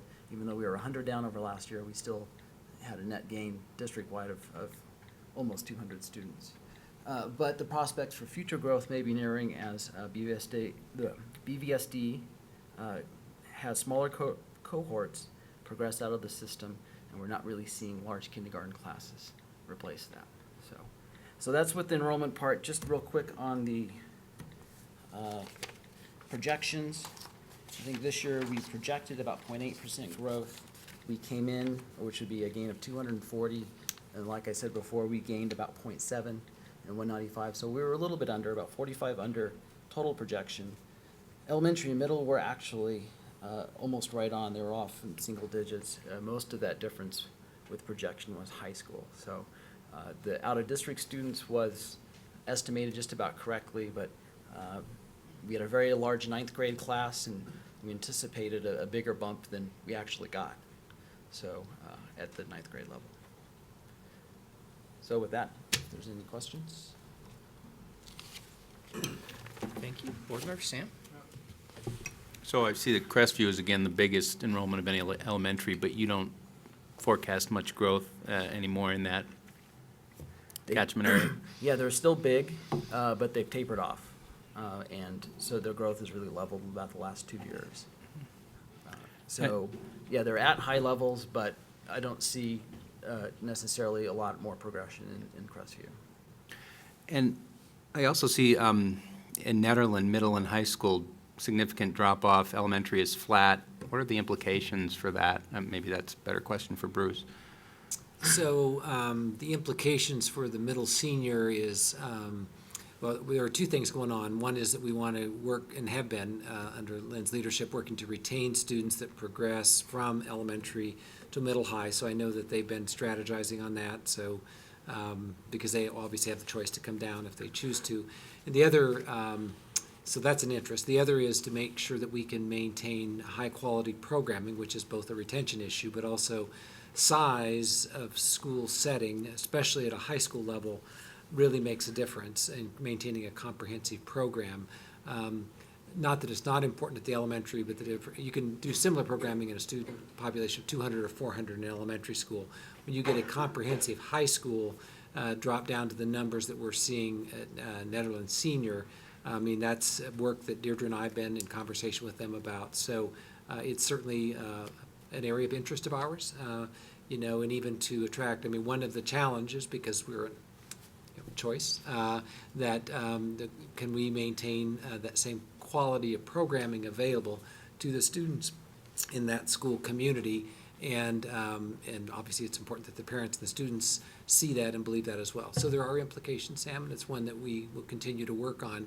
Some of it is who resides there, but the other is students who choice out, so that we can maintain a strong, viable program at the middle senior high. So it is an area we're working on. Mm-hmm.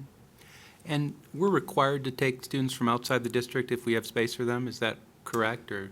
Under state legislation, yes, it's a capacity issue that we are obligated, both intra and inter-district capacity program or space can be a limiting factor, yes.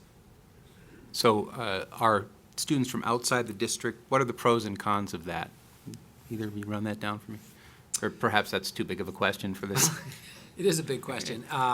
So you saw the number that Yeah. Glenn presented, around 2,000. So you can multiply our per student funding is, on the average, 7,000. So you can do that math. So it's significant, a revenue source for the district, and it is always about balancing, meeting the needs of resident students and benefiting from not only the children themselves joining us, but many times the programming we're able to maintain and offer in our district is in part, I would say, a result of that revenue generated by not only our resident district, but out of district students who attend here as well. Clearly, if we were in a declining enrollment pattern, which as you looked at the numbers that Glenn reviewed with you, we could be in, given live birth data and some of the populations that he described to you. So I think, and we talked about this presentation at Cabinet a week ago, I mean, it is absolutely important that we pay attention to those issues about that balance of our own students. So, I mean, it's an active part of our budget development, and we consider that. One of the things we consider when we look at open enrollment requests for schools is what is it that dictates capacity? If you had a chance to look at the flyer that was in the camera before the OE process started, you may have noticed there were numbers in each of the schools about capacity and actual enrollment. So we had some conversation about how exactly we establish that capacity number. Both our legal obligation to do that, but also the benefit of having students fill seats of IB courses or jazz band or especially some of the expanded enrichment opportunities we offer. So it's a dynamic piece, Sam. Well, but if we're in a period of declining enrollment from our resident students, is it in our interest to be recruiting students from outside the district? We don't formally recruit students into our district. I understand that, but would that be something we would want to do? I think it's to our advantage to remain attractive, and we are, to students. We have waiting lists at all levels of the organization. So, yeah, I think that is a dynamic. There's been discussion in the Budget Advisory Committee over the last few years. Just to your question, Sam, what are the advantages and disadvantages? Not always do we get to dictate that because of the law, but there's still an implication. I think that where people pay taxes matter, and those who are residents in our district obviously pay taxes here, and whereas 70% of our funding for our district, of our general fund, comes from local taxes. So those are all parts of the consideration. But yes, a declining enrollment can be pretty impactful on resources available to provide quality programming.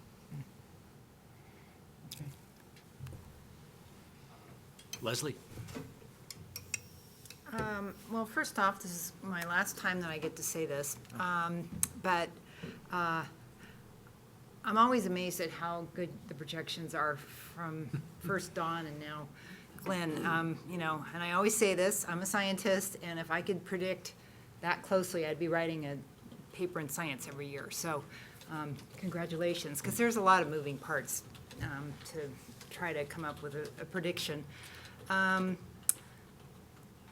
going to put on my Ken hat And he was most excited about getting the open enrollment matrices at about this time of the year also. And I was sort of poking around the website and I couldn't find them.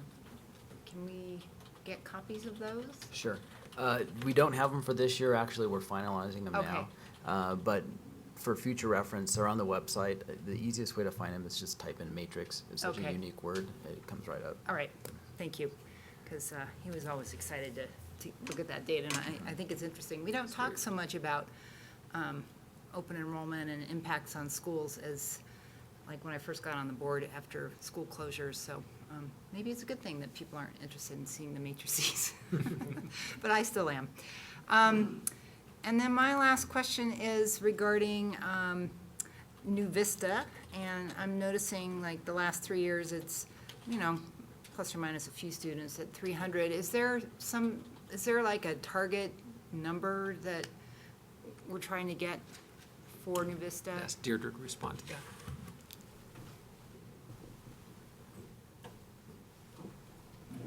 Yes.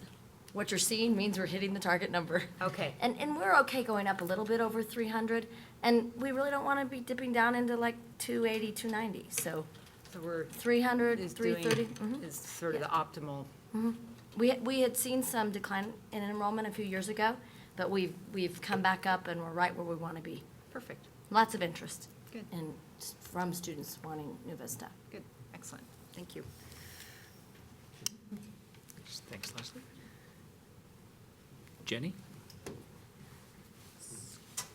So I don't notice any numbers for open enrollment out of the district, and I've had some people in Broomfield express concern because Adams 12 did open up a charter in Broomfield, and I wonder if there's been much loss of students to that charter, if you're aware of? Out of the district is tough. We can see them come in, but we Can't don't see 'em. necessarily see them go out. I think there are some state reports that come later in the year. But right now, we have an exchange with St. Vrain, and we know we lose probably about 300 to them, mostly to the NIWAT schools.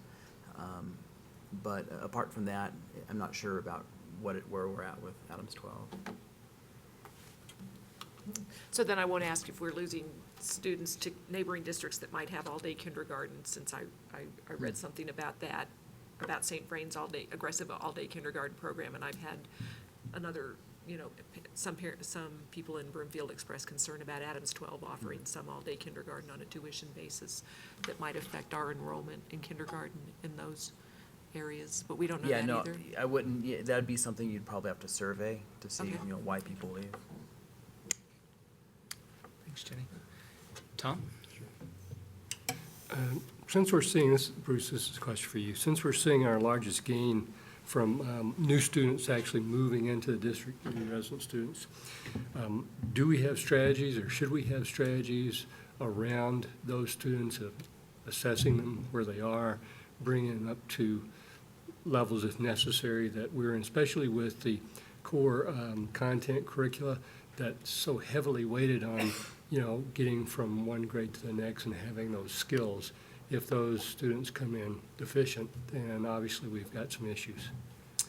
Yeah, I think if I understand your question, Tom, let me respond and then redirect if I don't. I think that I don't know the answer to what might be implied in your question, in that I don't know, without further analysis, if students who join us after kindergarten have any more or less success than those who have been with us over time. So if we, others might know that, I just don't know that, is that if we find immigration of students after kindergarten starts being less advantaged to have success in our system than those that have started with us, then, clearly we ought to pay attention to that.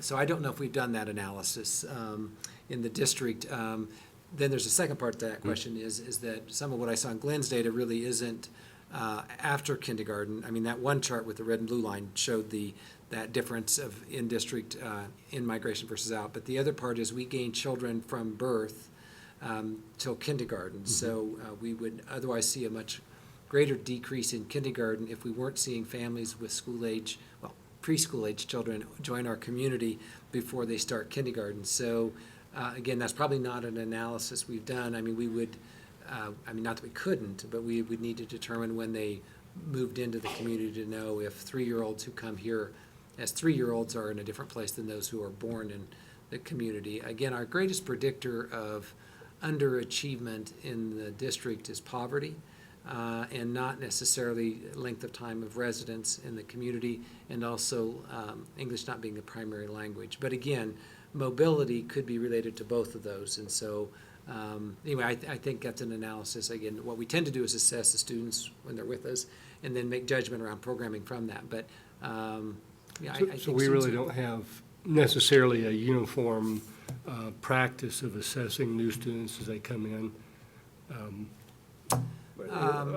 special, rather than the normal assessments that go on. You know, generally, if they've started school somewhere else, especially if it's a Colorado school, then we would receive their full file, and so sometimes that assessment would already be complete and inform us if we don't have that information, we would do that, Tom. Okay. Again, if they're just new to our system. So really, we do a file review with any new student to determine both their placement and services and or additional assessment that might be needed, so. Great, that answers my question. Thanks. That, so Leslie? if a student's coming from private school, do those records go along with them, or at that point, it's just a blank slate? I believe we would receive what records they have from private schools. Jonathan, do you have any indication different than that? Okay, I mean, I think we would, there can be occasions, and I'm not suggesting it's ever happened in Boulder Valley, that if they don't leave the private school in good standing, sometimes getting cooperation with the school can be more difficult. Public schools don't have that option. Right. They're required by law to transfer those files. Private schools don't fall in that same domain. So again, in my history, on a rare occasion, that's been a problem. Generally, we've been able to work that through with the school, but sometimes if they're not in good standing for financial reasons, sometimes that's a difficulty. But I think, for the most part, private schools, I mean, homeschool can be, again, a more difficult situation because we may not have the data. So in that case, we would run whatever assessments, unless it's, sometimes they bring transcripts in, but that would be probably the group of students that we would know the least about because of previous school experience. Okay, thank you. Lori? Thank you, Glenn. I thought it was a really informative report and interesting to look at all this demographic information. The thing that struck me about this report was actually in a statement that you made when you spoke here that we have a really healthy kindergarten class size. Mm-hmm. And yet here at the very last point on the summary, it talks about the fact that this is the smallest kindergarten class in 5 years.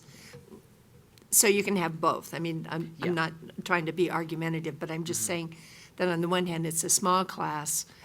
And then the birth data was really surprising to me about how much it has dropped from whatever it is, about 1,800 to 2,300 a few years ago, down now to about 1,500 live births per year. And I'm just trying to think about what that really means for us.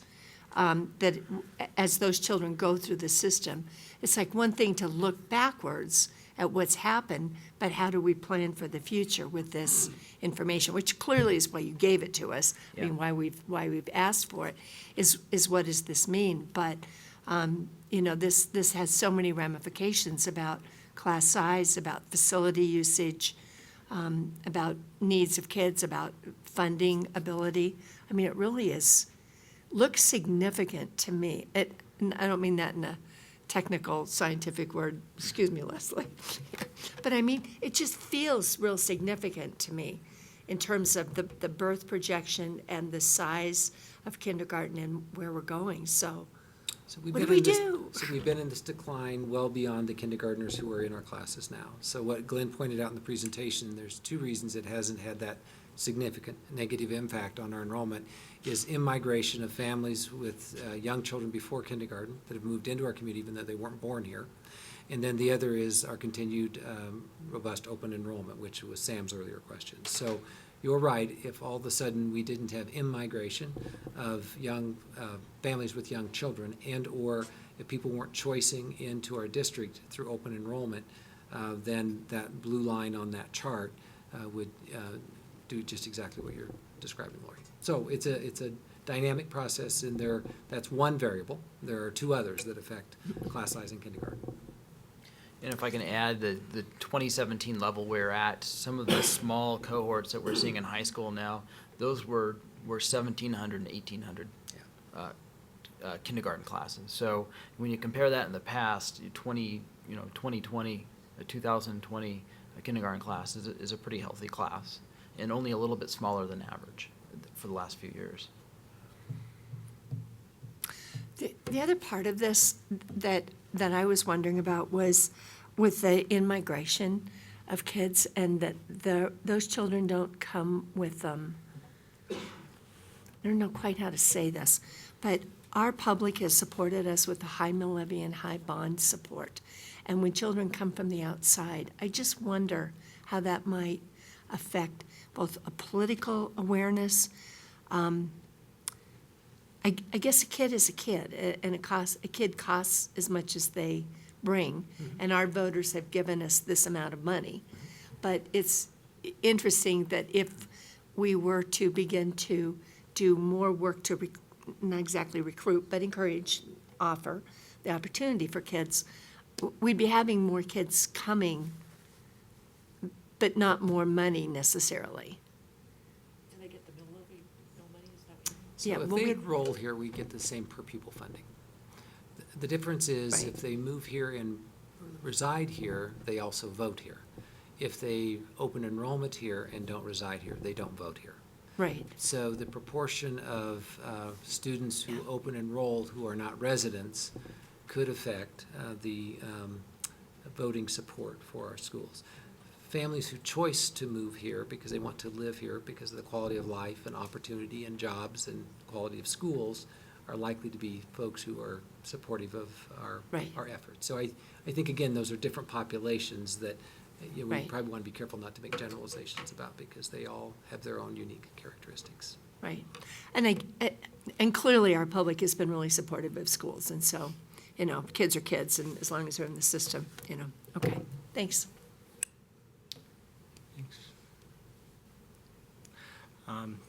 So I'd like to maybe piggyback on what Lori's doing, and I've seen this report come through multiple times.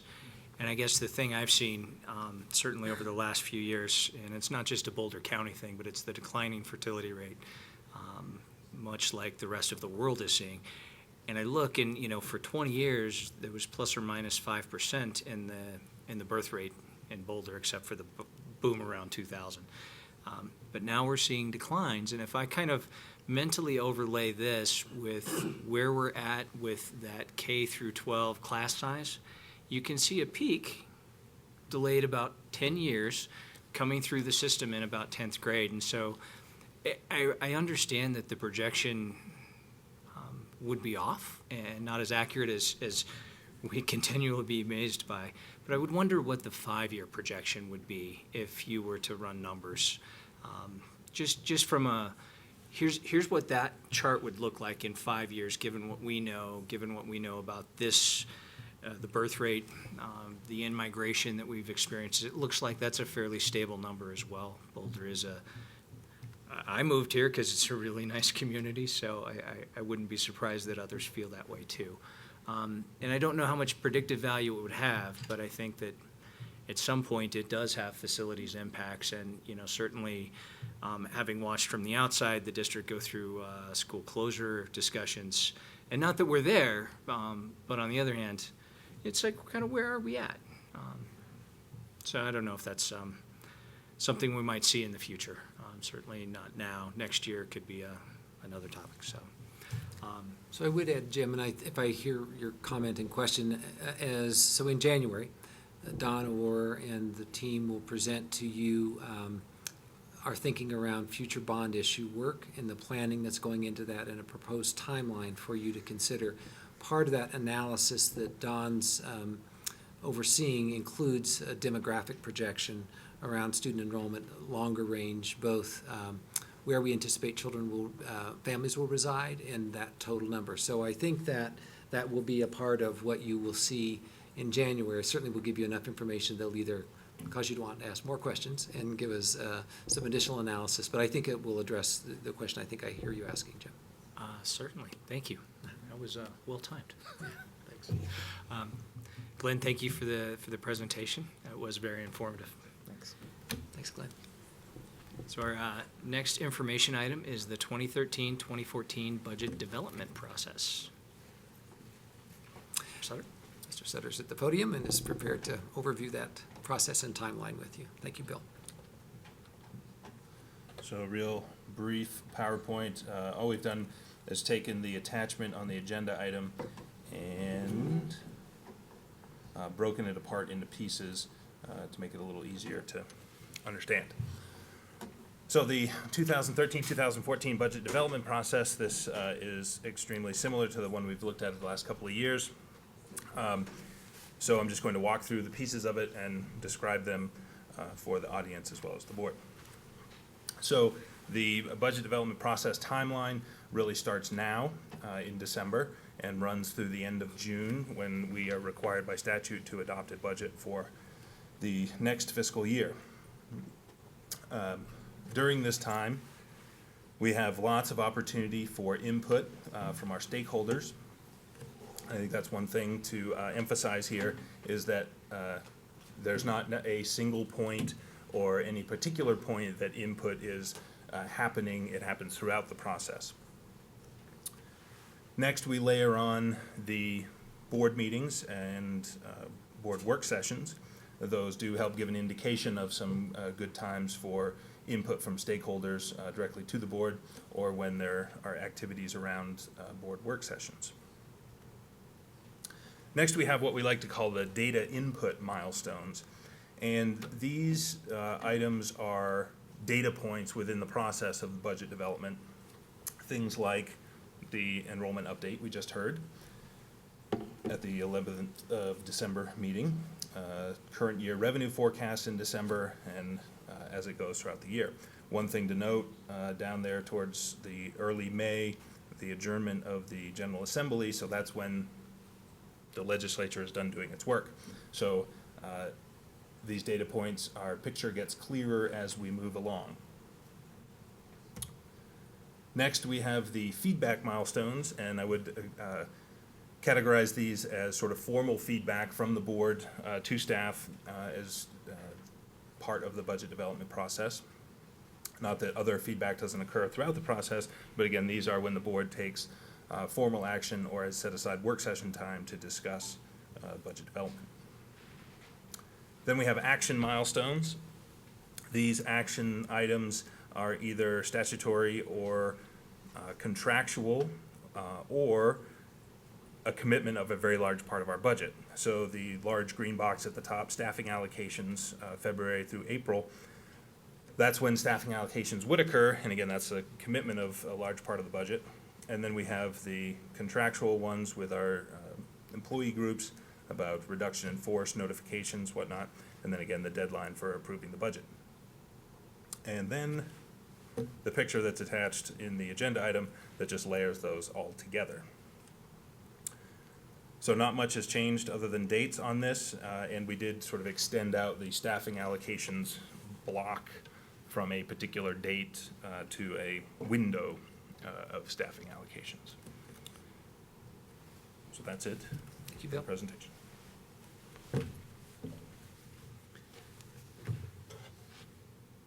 Comments or questions? Tom? So I did notice the staffing allocations was now extended instead of a time date. So I assume there's some philosophy around that. And probably some Safety. intent, right? Yeah, so I'd be glad to elaborate on that a bit if you'd like. So we reviewed this with the administration last week, and clearly that this is an action as denoted here, and a timeline that we're all very sensitive to. The practice in the district until last year had been to have a specific date. Generally, it was the Friday before spring break that we did a final staffing allocation. We didn't do that last year, you might recall, because we had a number of things we were managing at the same time, working on multiple contracts, waiting for the legislature decision, considering a literacy program, a lot of things up in the air.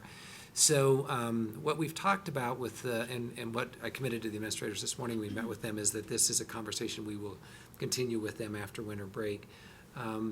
so part of what we're suggesting is a bit of a change in philosophy around, we don't act on any staffing needs until we know exactly what all of our staffing allocations will be, and that's an event. As opposed to a broader spectrum saying, as we know that there are vacancies that will occur, and we know that we will fill them, regardless of what the final staffing allocation is, that we need to get on with hiring them. So we can get earlier, thus February, get it early in the hiring season, and push that all the way through.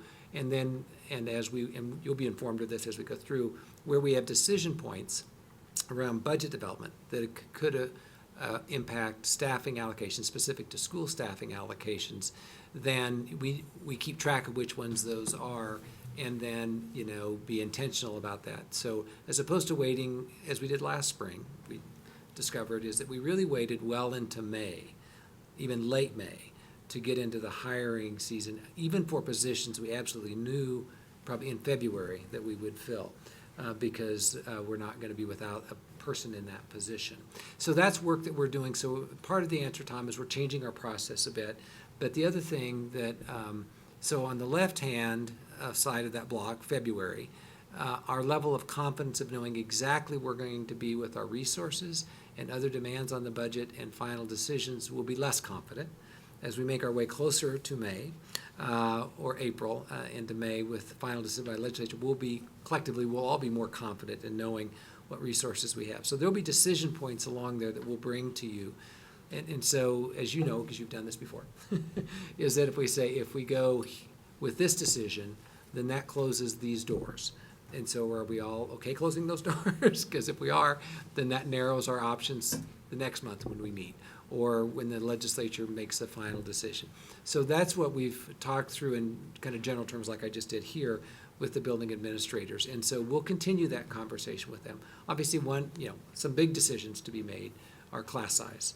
So as we look at projected budget, projected growth, last winter, spring, the direction of the board was don't balance the budget by adjusting class size. Keep it as a constant. Well, that took a lot of chips off the table, all right? So that narrowed our options and closed many doors for us. And so then that really what led us to our literacy discussion in the spring. So we'll be back with that same question again, so you can anticipate that. Once we have a chance to share with you our projected revenue, enrollment, projected revenue, and where we think we'll be based on the information we have.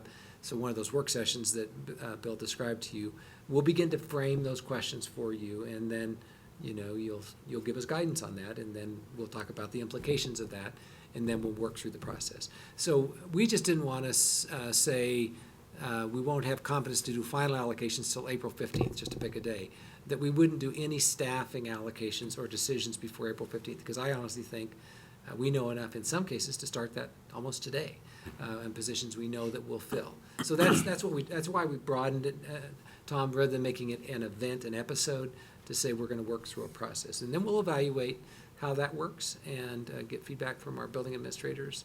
What we do know in our review of our hiring data for professional staff, mostly assigned to schools, is that we lost some high-quality candidates to fill positions because our hiring season was late. And some of those positions we really should have filled in March. We knew we would fill those. So that's given ourselves permission to be more aggressive in that, so plus our recruiting efforts. So, some positions that's less of an issue because we have a highly competitive pool that'll be available for us in June. And so that's not a worry for us, but it's not as big a worry as some of our very specialized positions. Yeah. So that's our thinking as we build this. I think that's very good thinking, by the way. And not only does it allow us to attract higher quality talent earlier with a higher probability of actually getting those people in, it also spreads out the workload. Right. So it's not, concentrated, and suddenly we have to hit it very hard and, can overlook things. So.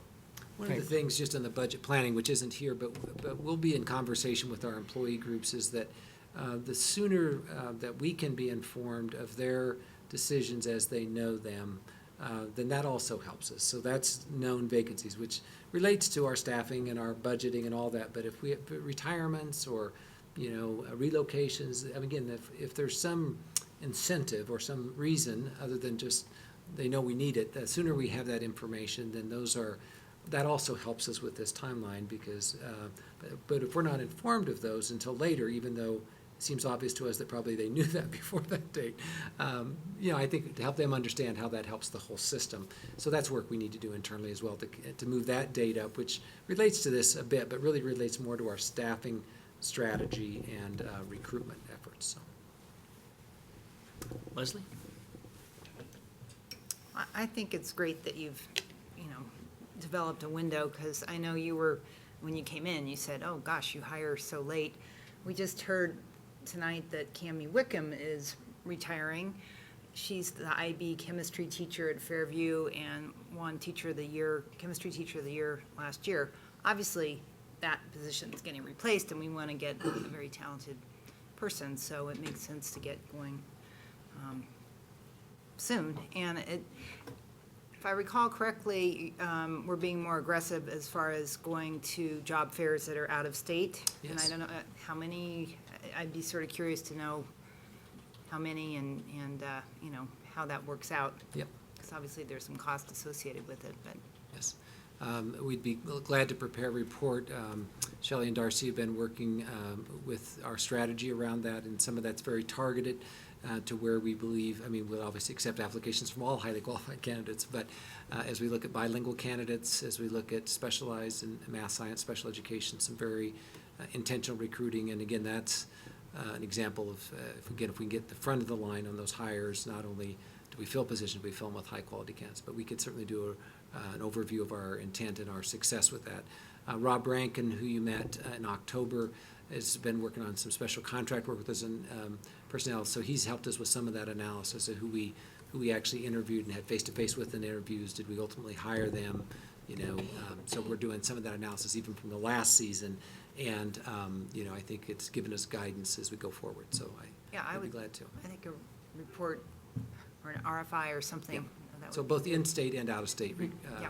intentional recruiting we're working on. Questions, comments?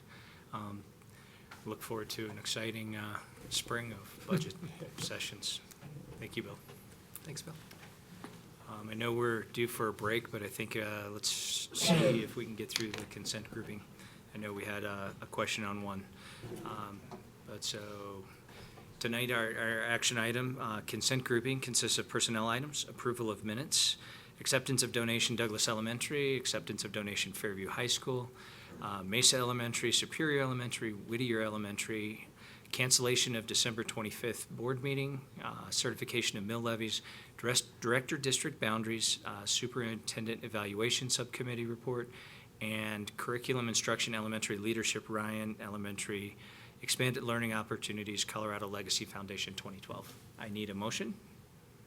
Leslie, seconded by Jenny. Does anyone want to pull anything? Shelley? Yes, I'd like to pull the expanded learning opportunity grant. Thank you. The expanded learning opportunity grant. Yellow. Thank you. Does anyone else want to pull any other items? I know the questions we had were directed at that. Does anyone have questions on the items that weren't pulled? Jenny? So it's not a question, it's just a comment.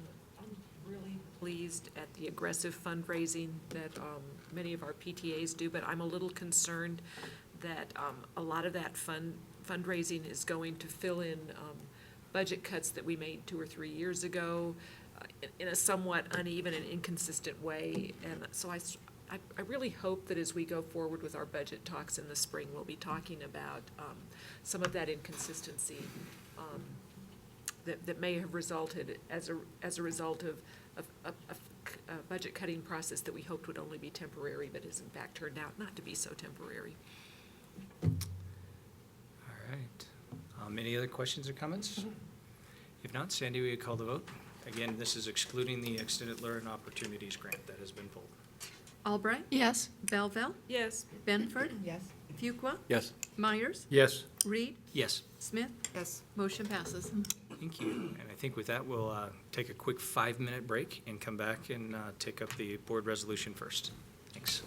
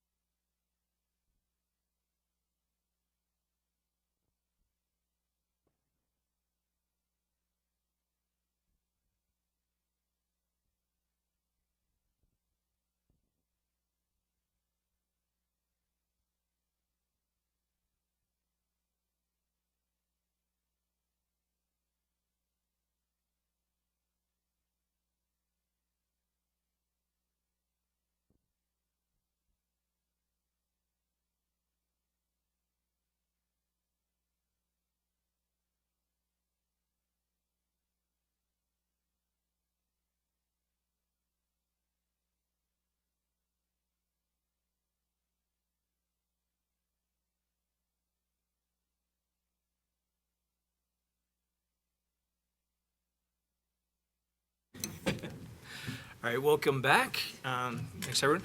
Our next action item is Board Resolution 1233 Wait a second. Oh, I'm sorry. concerning possible federal sequestration. I need a motion. Jenny, seconded by Sam. Who do we have as the presenter? Lori? Me, I am. Excellent. And I'm a little unprepared, sorry, but just That's why right at you're the very moment.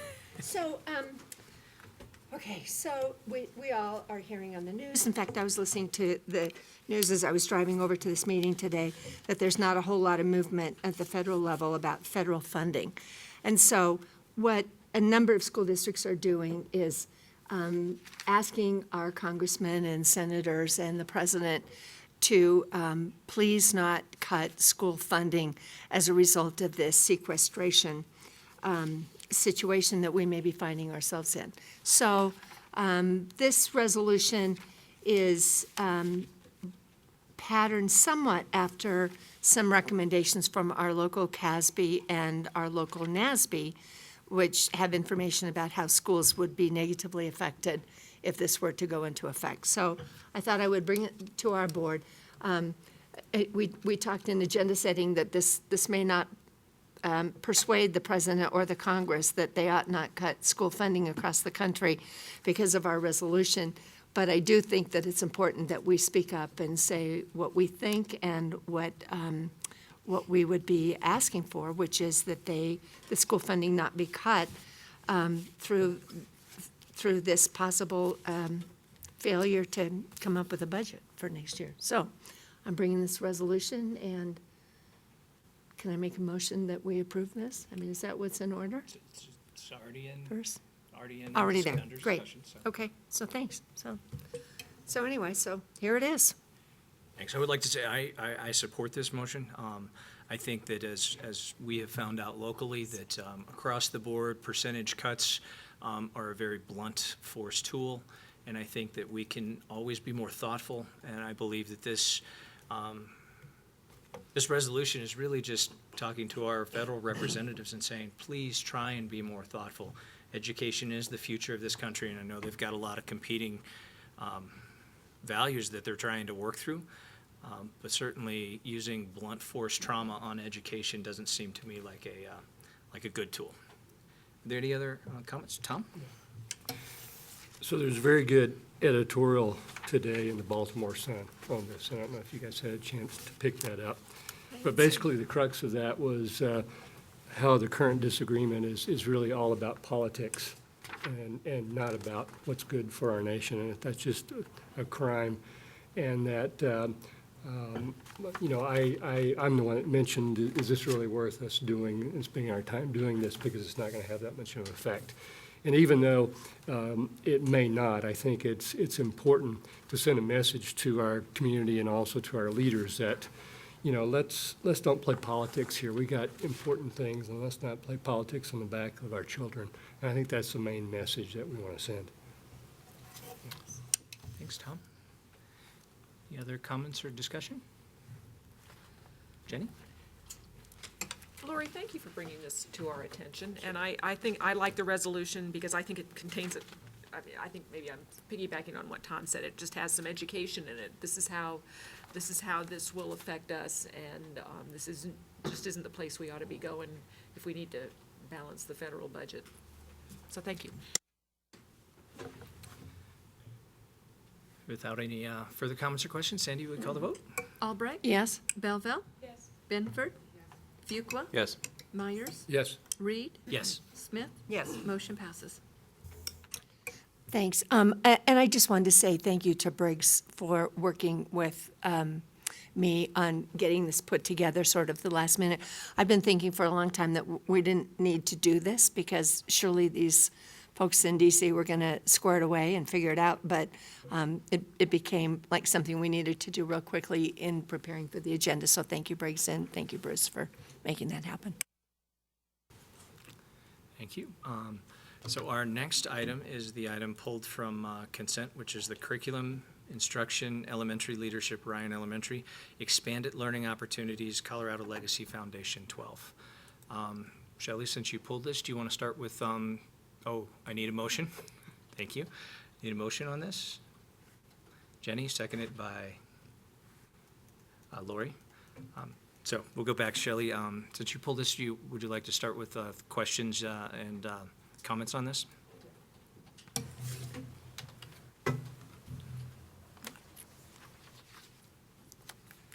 I think I've expressed this before, but these kinds of grants coming through private foundations concern me for a couple of reasons. One is that the districts across the country are taking more and more of these, and with good reason, because, you know, none of us have enough money to do all the things that we want to do. However, when we do that, it allows groups like this to put forth their agenda instead of us putting forth ours. And in some cases, they might be in alignment, and maybe this is a case where it is, but in some cases, they're not. And since we are just beginning our budget planning and our goal-setting process, I'm hesitant to put in place something that may not be consistent. Now, this may be consistent, but I'm just wondering whether we think about those things and what the process is for thinking about those things before we initiate a grant like this. The other concern I have is that, well, I don't know if it's so much with this one in particular. I'd like to know if this is related at all to the CTCL. It may not be, but if it is, I'd like to know how it is. And I have concerns about the Center for Time and Learning.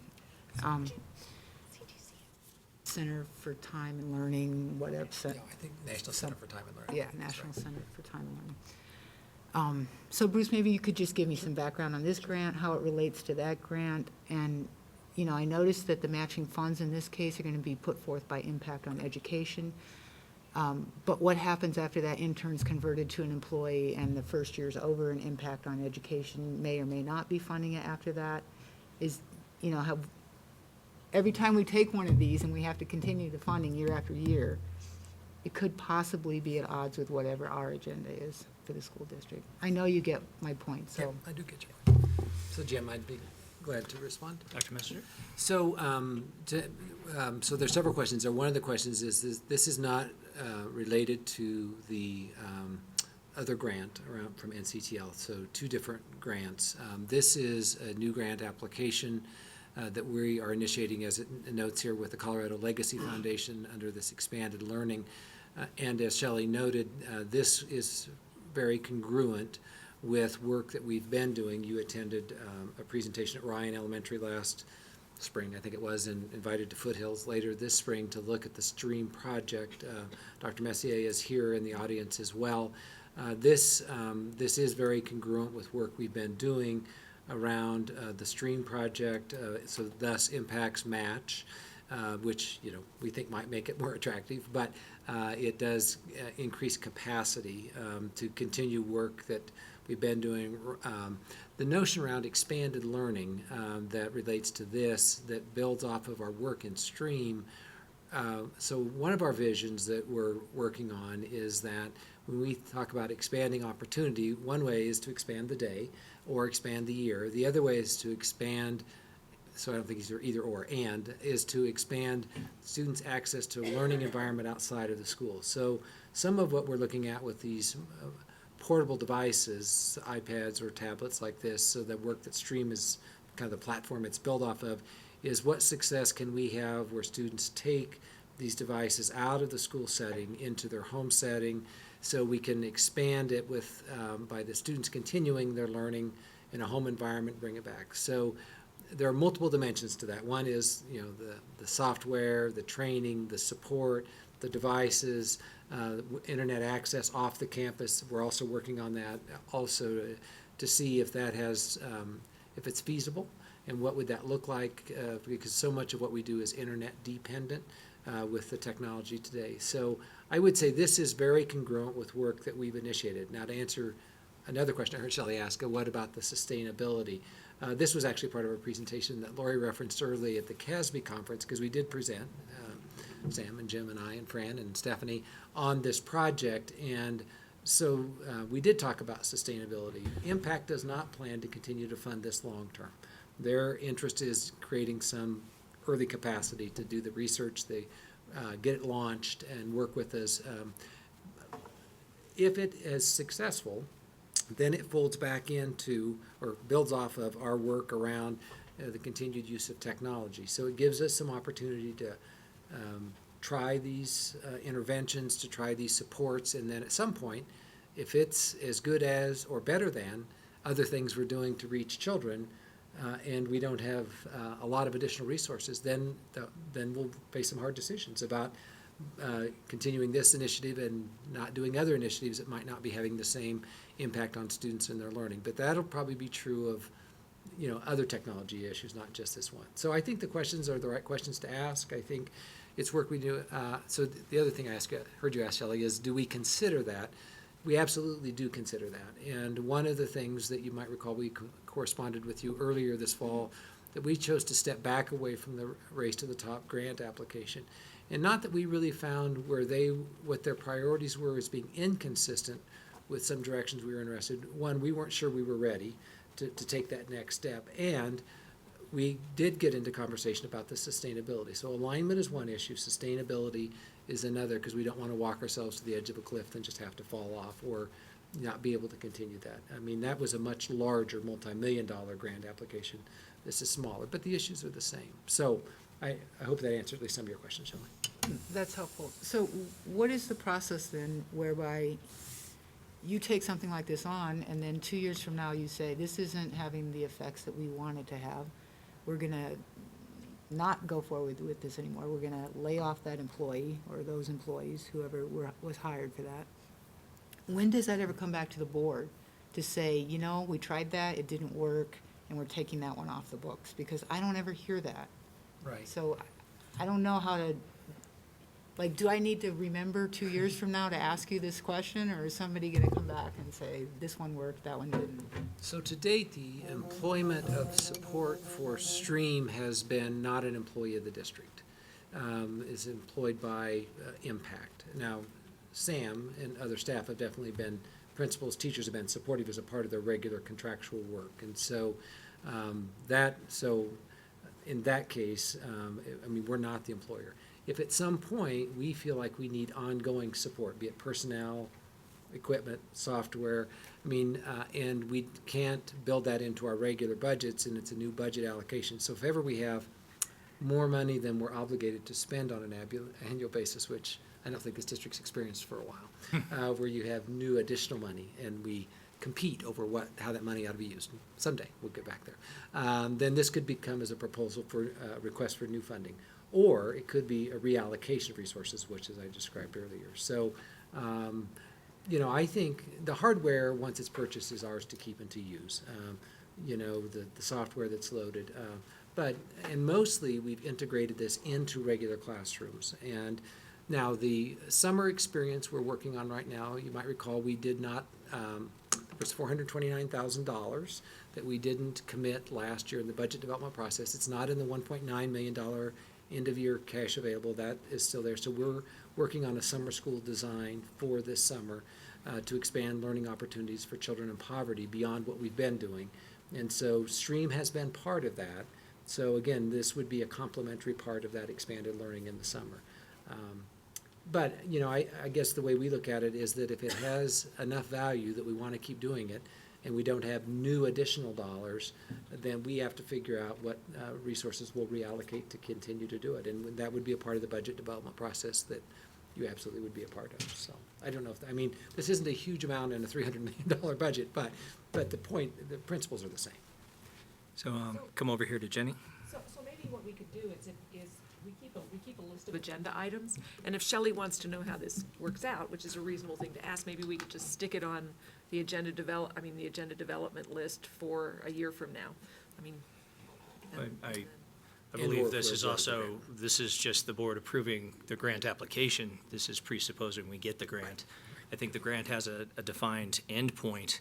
So as far as committing ongoing funds, believe it's spelled out in the description and justification, which I know the district has changed in response to previous questions proposed by Shelley. So, you know, I think it spells out in here what we're doing and what we're going for. You know, I know that there are some disagreements with the agendas of other other firms or other interests of other parties, but I think in this case, this aligns with the district trying innovative things and trying to do innovative things on a very shoestring budget when we're concerned about class size. I mean, the board made that a priority last year to the exclusion of doing anything new. And in order to do something new, sometimes we're going to have to take grants from other folks. And if that's something that some of us don't want to do, then that's okay. You know, I think we're raising the bar pretty high for a $75,000 grant that goes to support technology. I definitely support this and like that the district is trying to move that bar forward in any way we can. Leslie?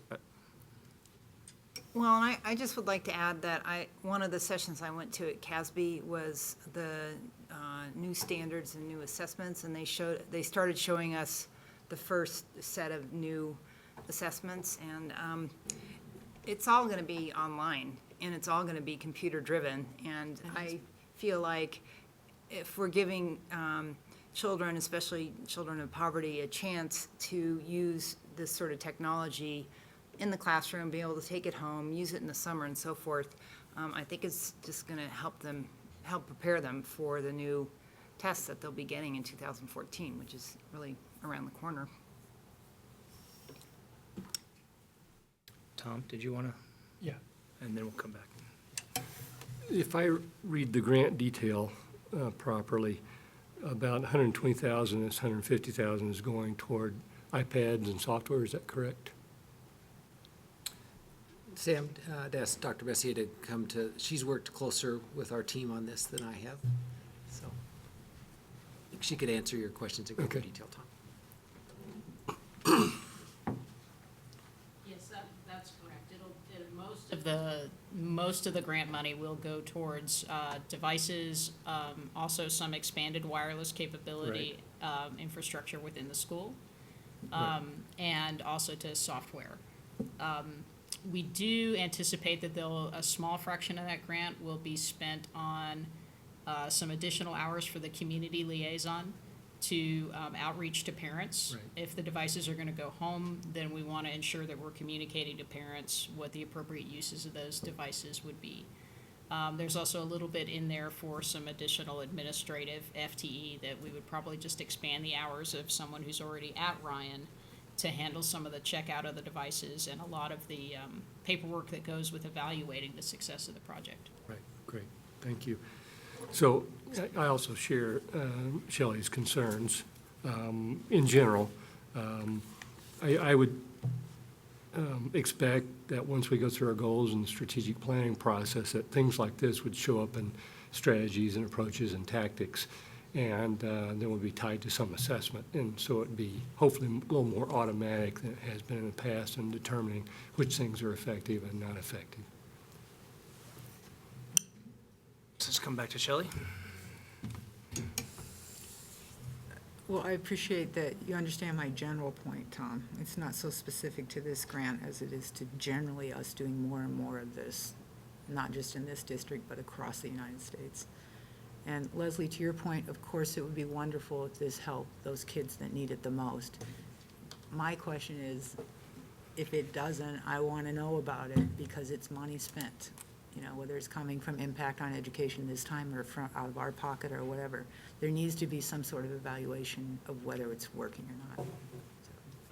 I might just add that some of what we are doing, so this is complementary, as you know, to, as I described, to the STREAM initiative, and under Sam's leadership, we are conducting evaluation on that. So it is, I mean, there will be evaluation, as Sam mentioned, specific to this grant, but also we are, our interest in evaluating STREAM is it's a multi-integrated approach. We're using apps on these devices, these tablets, and so we have several things going on here because we want to determine over time the feasibility of using this tool, age of children, nature of instruction, what Sam described, them going home, coming back, wireless access off the campus. I mean, there are a number of variables that are at play here, and any one of them might prove to be positive and some may not. And so I do want to assure you, even we are evaluating this approach, even if we aren't successful in securing this grant. So, and again, when we're at Foothill in the spring, if you're able to attend that work session. I think these are the, again, I think Sam would be able to answer some questions. I mean, not that it's Loctite or we're there yet, but certainly describe the process we're working through to do that evaluation. And it's really the same evaluation we need to use with any new technologies we're using in the system. Any further comments or discussion? Lori? Yeah. Shelley, I appreciate your thoughts about outside advocacy groups that influence our decisions, and I totally agree with you. And I think it's really important that public education be controlled by a school board and our community, and that reflects our values. And so I totally understand that. In this situation, and I'm supportive of this, in this situation, impact on education is us. I mean, they give, like, I don't know how much money, $1 million, something like that, a year to us. And they are our arm, our foundation to Boulder Valley School District in support. And so I guess in this situation, it's a partnership between BVSD, which isn't putting in money, and Impact and, yes, Legacy, that is trying to improve, provide funding so that districts can explore. And so it feels very consistent to what I think our values should be. And I have great confidence because it's connected to Impact. I mean, they're the ones who have really tried to put this together, I think, with us. So it feels to me like it's pretty embedded and supported by outside groups, Impact, but yet they're us. So that, it gives me great confidence, although I do really share your concern about outside advocacy groups who come with an agenda. I mean, I'm really concerned about it. And about, do you have to remember? No, Jenny's exactly right. Just put it, we'll just, ask for a report in a year. How did it work? I mean, I think it's really instructive. We've done that in a couple of things. We've done it with literacy. We've done it with the music program, with the music pilot. I mean, I think it's really important then when we try something new or do something different that we get feedback about it. So, yeah, I can't remember next week what we have to do, much less in a year. So just put it on the agenda for a year. That's what I'd suggest. I'm going to support it. Any other comments or discussion? Sandy, will you call the vote? Albright? Yes. Belleville? Yes. Benford? Yes. Fuqua? Yes. Myers? Yes. Reed? Yes. Smith? Yes. Motion passes. Thank you. Thank you. And thank you, Sam, for being ready to assist us technically there. Our next item is a study item, the adoption of District and Justice High School improvement plans. So Dr. Jonathan Dings is at the podium. He'll guide us through this and why you have both the district and also one of our charter schools that's up for your review. And again, this is a study item. You had earlier comment, obviously, from our DAC representative on this topic. So Jonathan, I'll ask you to take it from here. Thank you. Mr. President, members of the board, Dr. Messenger. So you have based on the plans you have, you'll have the chance to act on them. You have the need to act on both plans of schools that reach a certain level, and BVSD's plan overall. I'd like to summarize this plan from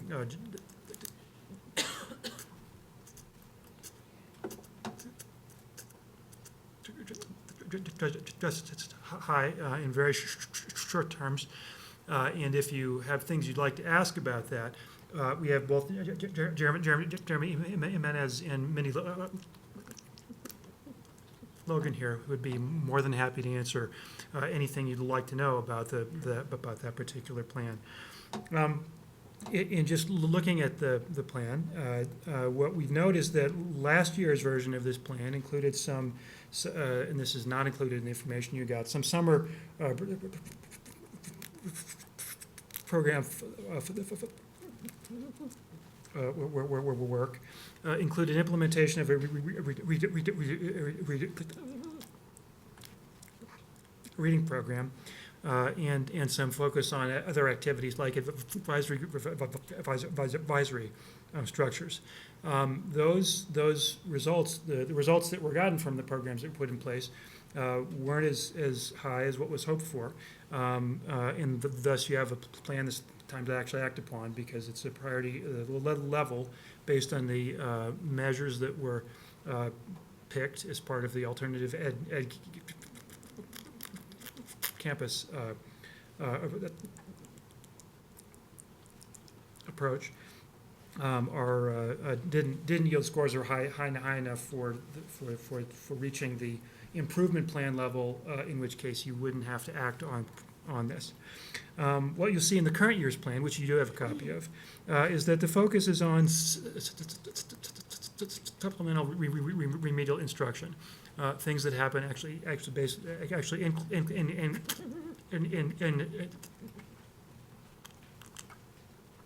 in class, either by a paraeducator,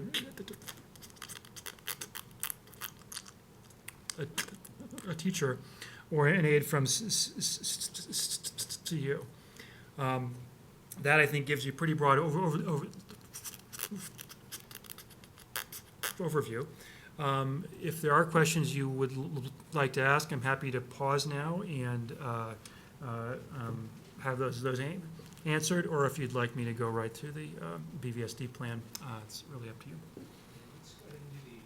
Sorry, let's pause there. I think that is a good stopping point. So, folks, questions on the Justice High improvement plan? Comments? Leslie? Well, I'm just curious about the CU aides that are coming. Are they from the School of Ed, or are they, you know, if it's working with math, somebody from the math department, or? I think it's great that you're tapping into that talent. Hi, good evening, everyone. I'm Mindy Logan, the assistant principal at Justice High School. And what exactly is your question? The aides from CU, are they from the Ed department or They the are. Ed So program? it's a class at CU that we're collaborating with that they are your future teachers. Excellent. So, I like that. Good job. Use those students. Are there comments and questions on the Justice High plan? Jenny? So I can't even think of the words that I want to ask the question I want to ask, but I thought that Justice High has some sort of alternative accreditation that means it has different reporting requirements. Am I correct about that, and how does that work? Yes, indeed. So what it would mean is that on top of the kinds of measures everybody has to use to be basically scored on, such as the ACT and the TCAP. There's some other measures that are added on, and there are ones that we can pick. So there was another academic measure added on, which kind of makes sense given that many students served there are above the grade level accommodated by either TCAP or in some cases ACT. So there's another measure used to see how high students are performing relative to grade level and the kind of gains that they may make over time. And on top of that, there's if you look at things such as actually student attendance is one of the things that for alternative ed is looked at. So yes, there are alternative standards, and those are actually standardized against what CDE will say is meeting the performance levels that they actually have. Last year's standards were actually not quite the same as the year prior's standards. So you're right, Justice High is alternative ed, is alternative ed, and we do have it, and we do have measures that are related to their mission. And this may be an unanswerable question, but I'm just kind of curious why. Do we know why those things that we tried didn't work? You said alternative summer, additional time in the summer and reading remediation. Did I understand that correctly?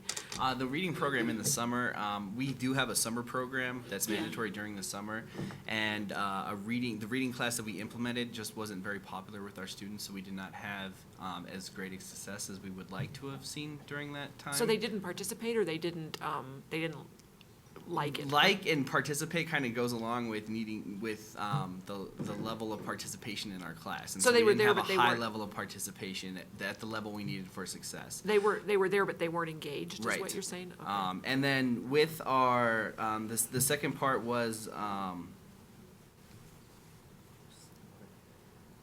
introducing the What, for what, the reading? no which you introduced. CU introduced? What, the No, reading we did actually? that. No, drew a blank. I don't know what you're. It's on Tuesdays. Advisory? Advisory, there we go. Okay, the advisory, thank you. Yes, yes. We actually kept advisory. So it's not that it didn't work. We actually changed it a little bit, but we wanted to add something else to it. So we kept advisory. It didn't increase it the way we wanted to, but we do think it was a positive impact on the school. Not necessarily to our test scores or to the scores that we wanted to see in our MAP testing, but it was positive to our culture at the school. So we kept Okay, the I can advisory. understand that, yeah. So, but we think the CU students are gonna work when the reading class didn't? Why do we think that? Well, because they're going to be in our general ed classes, so it's going to be one-on-one, helping the students in the classes. But don't the kids have to be, I mean, will they be engaged? I mean, you can be engaged, Well, this is like not engaged. this is general ed classes, so Okay.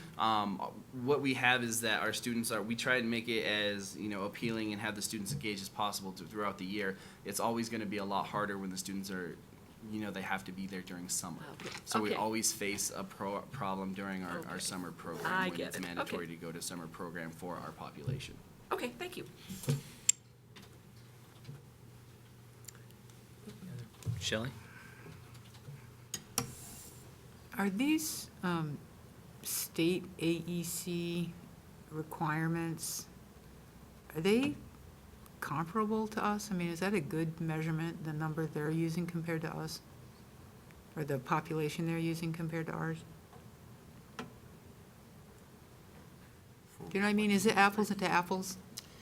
Well, it's closer to apples than if we were not doing alternative ed standards at all. There are a variety of alternative ed types of schools. I think the kind of standards we have are probably fair. They are certainly fairer than would be what we would have if it were just said how high did students score in grade 10 when a school serves students who are not likely to have done well in school. So I think we've got fairer standards. I don't know that we'll ever have the perfect match to what's a good look over time at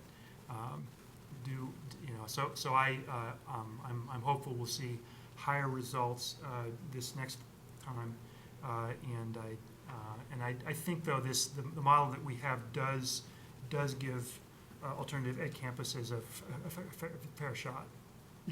So would like New Vista be part of this alternative ed, or is that a different kind of alternative ed? No, that's a different kind of alternative. Okay. The other ones would be actually Halcyon, Okay. Boulder Prep, and Arapahoe Ridge. Okay. And how are we doing compared to like last year and the year before? I mean, this is a shot in time, a point in time, but what are the trends? Like, it doesn't look very good, the performance in reading, writing, math, science. So, I mean, is it better than last year, is the question? Better than the year before, or? For this current year? Yeah, I mean, how is This year? current year, we won't know because what we normally do it off is basically off of two tests. So we do it off one at the beginning of the year and one off towards the end of the year, and it's the MAP testing, and we haven't done the second set of tests. Okay. So we don't do it based off just one set of tests like it would be TCAP tests. We wanna base it off of their growth from when they came to our school to a couple months after they've been in our school, not just for students that come to our school. For instance, because the majority of students that come to our school are over age and under credit. And so, I mean, we have 10th, 11th, and 12th graders that read at a 4th grade level. Mm. And so when they take the TCAP, it's going to reflect that they read at a 4th grade level. And so that's going to, it's going to reflect in our our tests. And whereas the MAP test might show he came in and tested at a 4th grade level, but after 4 months at Justice High, he either reads at a 5th grade or 6th grade level. I understand. So I guess my question, which I didn't phrase very well, is that this is 2011, 2012 results. How does that compare to 2010, 2011 results? I can look those up. I don't I mean, have those. are we improving, I guess is the question here. Do you have those results, John? I would say that they were overall not quite as actually strong, but because of required changes to the way alternative ed campuses were scored this past year, the part of the comparison that wasn't apples to apples was the 2010-11 scoring. Okay. And the 2011-12. So this is really a baseline then? It's a baseline with the new procedures, and the MAP test that Jeremy was just mentioning is actually a newer test for this school. We have used that now with our other alternative ed ones, but so yes, there are some things that are new this time around. Yeah, so the MAP test is going to be the first year that we use it at Justice High School. And the other thing that I would like to add is based on the question you're asking, if I understand it correctly, are we going to see an improvement from year to year? Is next year going to look the same? Again, with the Justice High School student typically arrive to us overaged and under credit. So you might see the same type of scoring at the beginning of the year with the increase at the end of the year every year. Because you're not going to see, we get the same student every year. Do you see what I'm trying to say? So it's not going to, you're not going to have these huge improvements right at the beginning. You're always going to have them at the end, probably year to year. Because that's what a Justice High School student is. And our retention looks a little bit different than most high schools, so at the end of the year, throughout the year, we gain a lot of students and we also lose a lot of students, depending on, we take group home students, so when they get placed in other homes or they get placed in other facilities, we're gonna lose that test score, and then we get replaced with new students, and that happens every year. So it does happen on the cycle. Yeah, I guess I was just trying to get at whether this is even a meaningful comparison, what the state's trying to do to what you're trying to do. And I have a better feel for that.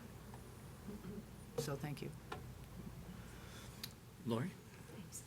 Oh, thank you for being here. This is hard work, and I hope you don't feel like you're being grilled. I think it's just that we're really concerned about, the school and the kids.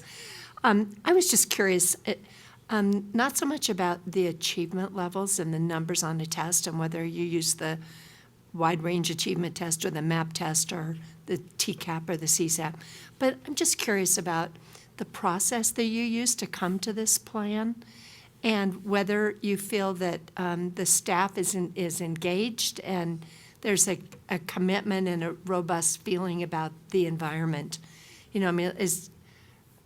Part of it is the score going to go up? Well, yes or no, it will. But, is there a commitment to working with improvement?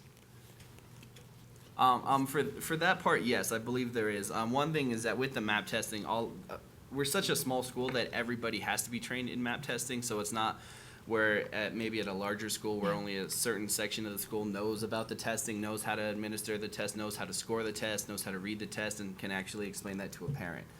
Our entire staff is trained on how to do the test, how to administer the test, how to read the results, and how to explain that to a parent if need be. So everybody's on board with that. And then also, it takes a certain kind of person to work at Justice High School, and if you don't want to work at Justice High School, you don't work at Justice High School. So everybody's there for the same goal, and that's to make sure that the students are going to succeed. And so we're all pretty much on the same goal path, and we have a meeting with the entire staff, and we'll go down every student every Friday. We have a shortened day, and we discuss the students, their tests, their scores, their behavior. We have a point system at Justice High School, and we'll go down every single student and talk about their negative and positive points. So yes, every student or every staff member is very engaged in that process. I guess I'm asking because I know that Attitude has a lot, and support and a sense of support. Is there anything we can do as a board that we could help in any way? I mean, it's one thing to ask your teachers and your parents and your students, but you have an uphill battle. I mean, this is a big challenge that you have. What do you need? I mean, have you thought about that outside of Anything of We're gonna support pound on this. around testing, because sometimes we do have families that are anti any kind of test, so they'll come in on the first day with a note saying that my student doesn't have to take the TCAP or MAP testing or any sort of test that Justice High wants to have them take, and that that's going to reflect negatively on the school, and then it's also not going to help the student with the way that we work around tests. For one, that's how the MAP test is the first test that the student takes at Justice High School, so we can get a feel for their academic abilities and their levels, and if their parents or their families or them are fighting the test. And we have a lot of students, I'd say maybe about 20% that throw the test because they don't want to take the test when they first get there. And so that has a negative impact on what we try to do for the first month of school. And so anything positive about if parents come and talk to you about test taking or waiving out of test, any positive things that you can say about why it's important to take the test would be helpful to us. Okay. Good luck in your work. Thanks. Yes, thank you. I know it's a challenging population you deal with, and I appreciate the hard work you put into it year after year. It does take special people to do this. So, Jonathan, should we continue to the district UIP? So I would really like to be able to summarize that document in as few words as I think I could summarize the 2 years' worth of documents at one school. However, you already had a chance to talk a little bit about the plan, about its structure, about observations made by folks on DAC. What I would say is that the resources you have would include both a sort of overview of what are some strategies that aren't included in that plan, either because those have been actually implemented and they're a one-time implementation, or those have been implemented and they're part of BVSD now. The work just kind of happens. Or in some occasions, the funding for them either went away or the funding got moved. You have also a red line of those actual strategies, so you can see where we've added in.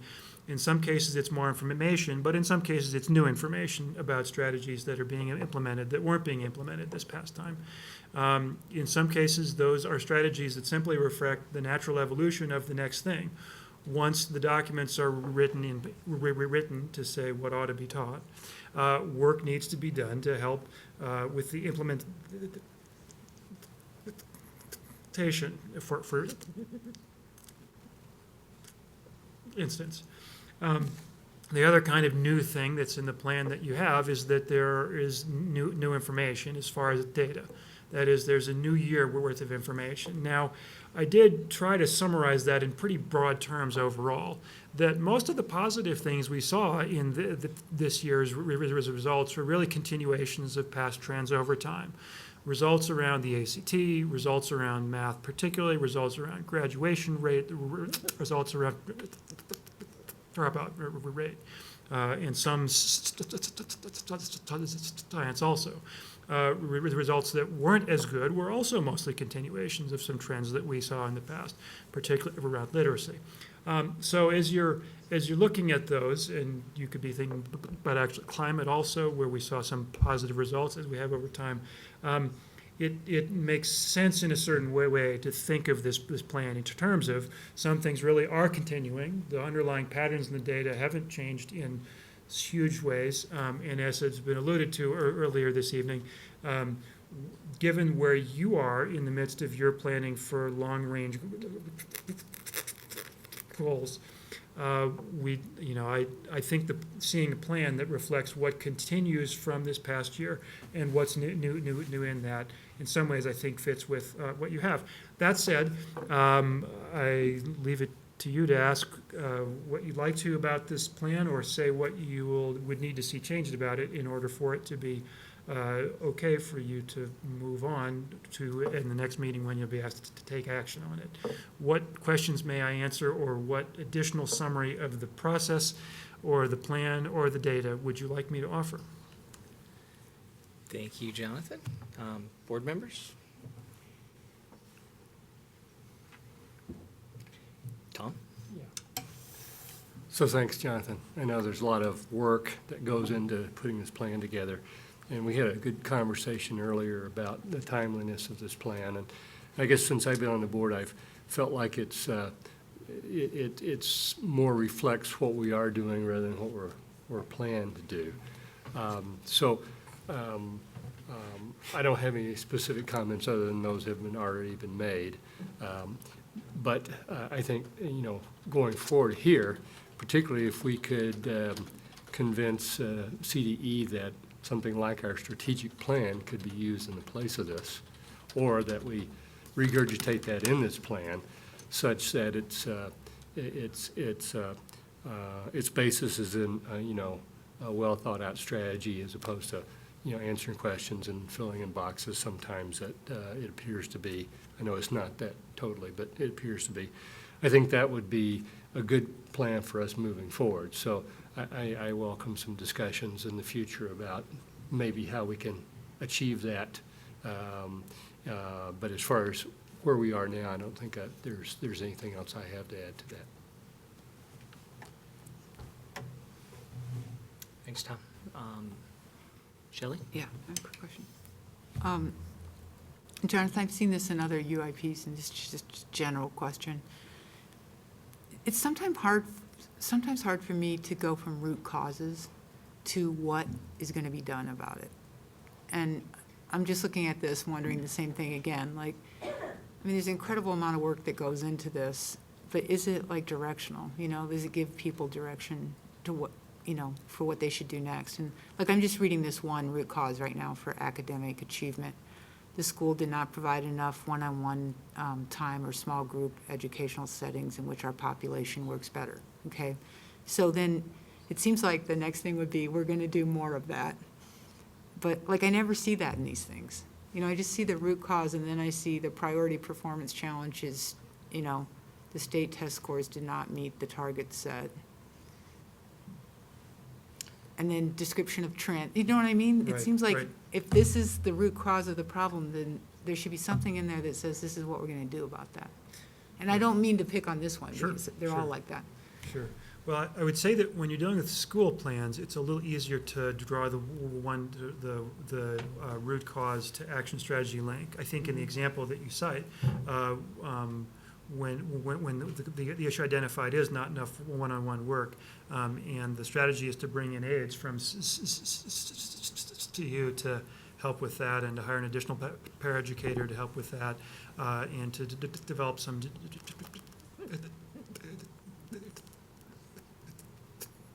teaching strategies around that. Those are linkages, I think, that are a little easier to see. I would agree that by the time you're talking about a BVSD plan, that we are identifying issues that we see overall, and we are recommending, we are providing a broad array of overall strategies. The kind of plan that you see, I think, has a challenge in that we are providing in there some additional information that we have to provide. We need to provide federal program information. So I'm not exactly in the same spot to write. We aren't in the spot to write. I don't do all this. To write three pages of strategies that address the root causes that we most want to be working on, and that's it. We end up writing something that's more expansive by its nature that way. I think the requests we've had to focus are really an invitation to do a bit less and to be more plain about how that addresses one or two or three of the root causes we most would like to work on. So you see us moving in that direction? I mean, that's certainly what DAC is asking for. I am hopeful that through a process that starts earlier in the year, like in 2 or 3 or 4 or 5 or 6 months, and includes the guidance the board will have, that we can develop something that is more elegant than the kind of broad plan that we have now, more focused than what we have, and that may even provide more of an overarching framework for where we think schools ought to be working. We've provided a framework that's very broad, and I'm hopeful that the next conversation we have about one of these plans will not be the same conversation we're having now. That is, that the product looks to you exactly the same as this does at the current moment. Thank you.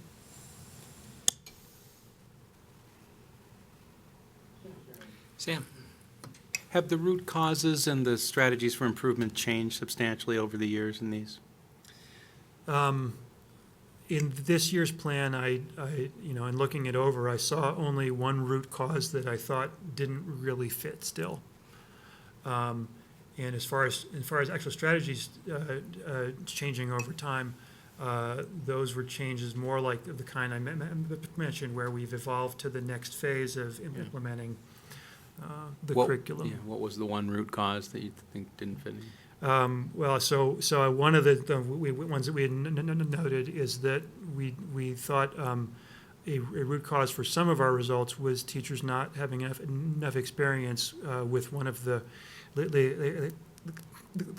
literacy measures, the DRA2. Given where we are in the implementation of that, while it's true there could be a brand new teacher coming on who had some lack of experience in that area, we no longer felt that reflected what the picture was overall, and that was worth taking out.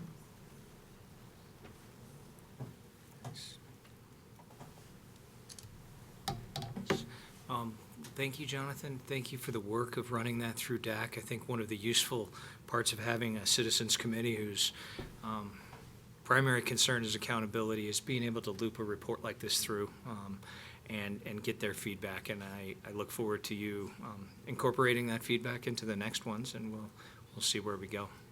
So thank you very much. Thank you. Thank you, Jonathan. Our next item is the 2013 BVSD legislative platform. Dr. Messenger? So this is a continuing work that we've been evolving with you, and so Briggs Gamblin is at the podium, and I think he's prepared to provide you an update on that. We had an opportunity a week ago, Lori and Jenny and Briggs and I and Ernestine and Tanya by phone to work on this document. I appreciate Tanya being here this evening. And this is listed as a study item, as you know, and our intent would be to bring this back at your first business meeting in January for final approval. So, Briggs, I'll turn it over to you. Thank you, Dr. Messenger. President Reed, members of the board. What I'd like to do, and I know time is late, but I would like to take a couple minutes. Have with us tonight our contract lobbyist, Tanya Kelly-Bowery. And I asked Tanya if she could give us about an encapsulated version of what she's been doing since the election, and sort of paint a little context before I walk you through the red line on the proposed agenda. And I do want to thank, before I start, this is probably the most comprehensive review of the platform in the 5 years that I've been running the program. And I want to thank Dr. Messenger, Jenny Belville, Lori Albright, and Tanya and her partner, Ernestine Mondragon, because this was really a very thorough, and others on the staff too, very thorough review. So first, though, I'd like to have a summary. I think that would be helpful for you for context from Tanya. Good evening. Nice to see all of you. And I will try to be abbreviated as well. I do think one of the exciting things about putting the work into this, particularly this year, is that we are really entering a new age at the legislature. We have 30 new legislators that are coming in that are brand new. We have 28 going into the House of Representatives, 4 going into the Senate, and then 5 coming over from the Senate to the House. And so I think the critical piece of our legislative platform really matters in terms of the policies that we discuss with the legislators. And I will tell you that this is just not a document that we hand out at the beginning of the session and that then gets tossed in their pile. Legislators actually keep it in their bill files, and they will come out and refer to it with me as we lobby them over the issues. So this is really a meaningful use of your time, and I think really important for the board's investment and our staff's investment as we move through the legislative session. The other piece that's critical about it is that oftentimes Bruce and Briggs and I will have to get direction from you all in a very quick and timely turnaround fashion, because sometimes issues come up one afternoon that we had not anticipated. And so this really is the guide for us to really reflect the vision of the board in terms of the policies and the administration as we move forward on all of the good issues that we're working on for our families and our students. So I appreciate the time. It has been really busy, and I actually was teasing Briggs because I started this morning. Today I did the Education Leadership Council meeting with the Lieutenant Governor, and they had invited many legislators to attend. I did want to pass along, because I think this is really exciting feedback, that separately as individuals, Ken DeLay, Tony Salazar, Ken DeLay from CASB, Tony Salazar from CEA, and Bruce Coy from CASE all came up to me and pulled me off as a sidebar to tell me how much they appreciated our superintendent. I have not had that happen, and I just think that is a real tribute to the work that Bruce has done, and I think the critical leadership role he's played in the short time that he's been here. And so I really congratulate the board on picking him as our leader. It's been great for Ernestine and Briggs and I to really work with him, and I think this year is going to be another extremely busy year. Unfortunately, he's not going to get off, even though we had him down there regularly for the literacy bill last year. I think this year is going to be another challenging year. With quite a few things that I think we'll see get introduced. Yesterday, Ernestine and Elizabeth and I actually joined Senator Evie Hudak for lunch and sort of got just a rundown of what she was really looking at in terms of some of the legislation she's carrying. She's really kind of getting up to speed now and is a little bit behind the 8 ball because of the tough election that she just finished. And so I think some of the logistics as we look at the School Finance Act, which we talked briefly about in Bruce's report earlier this evening, there are still dynamics to be worked out between Senator Hudak as the chair of the committee and Senator Johnston as the vice chair, and how the school finance bill will be run, who will carry the bill, will the chair of the House committee carry the bill, and so I think those are some of the dynamics that we'll see unfold as we move through the session.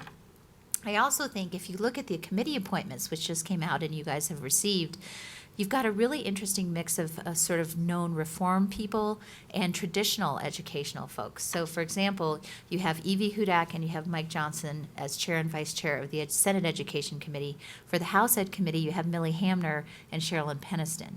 And so I think it's going to bode for some interesting conversations as we proceed through the session, as we look at the education agenda. We've been doing not only the Education Leadership Council, and also there was a big dialogue today that was very interesting. We haven't had a chance to get our notes out yet because I came here, but the Lieutenant Governor and Christine Scanlon talked with the members of the Education Leadership Council in terms of what thoughts were on school finance and some of the work that Senator Johnson is doing. It was very obvious by the dialogue that occurred today that they're not on the same page yet in terms of what the bill will look like. And so I think it's going to be incumbent upon us to really participate and keep close eye on some of the discussion that's happening. The other piece is we know the governor's budget came out and he had some increases there for education. One of the big pieces that I want us to pay attention to was there was a 1% increase in the reserve. They put it from 4 to 5%. That's about an $80 million general fund impact.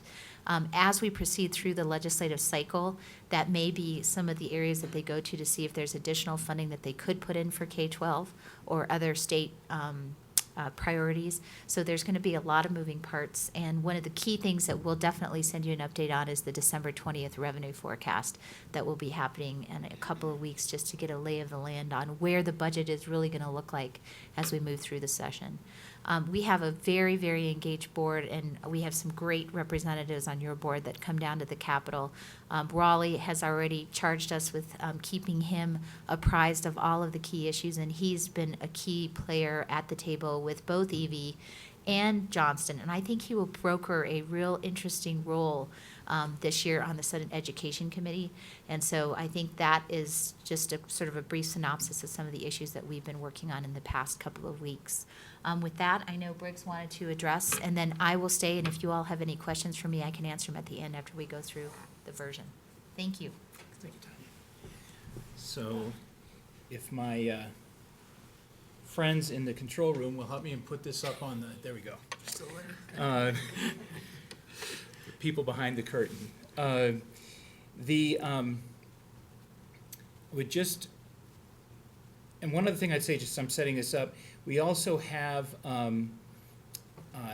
people, as we frequently do in our delegation, who are in leadership roles. The new House Majority Leader is Representative Dickie Lee Hullinghorst from Gun Barrel, and and Claire Levy is now the Vice Chair of the Joint Budget Committee.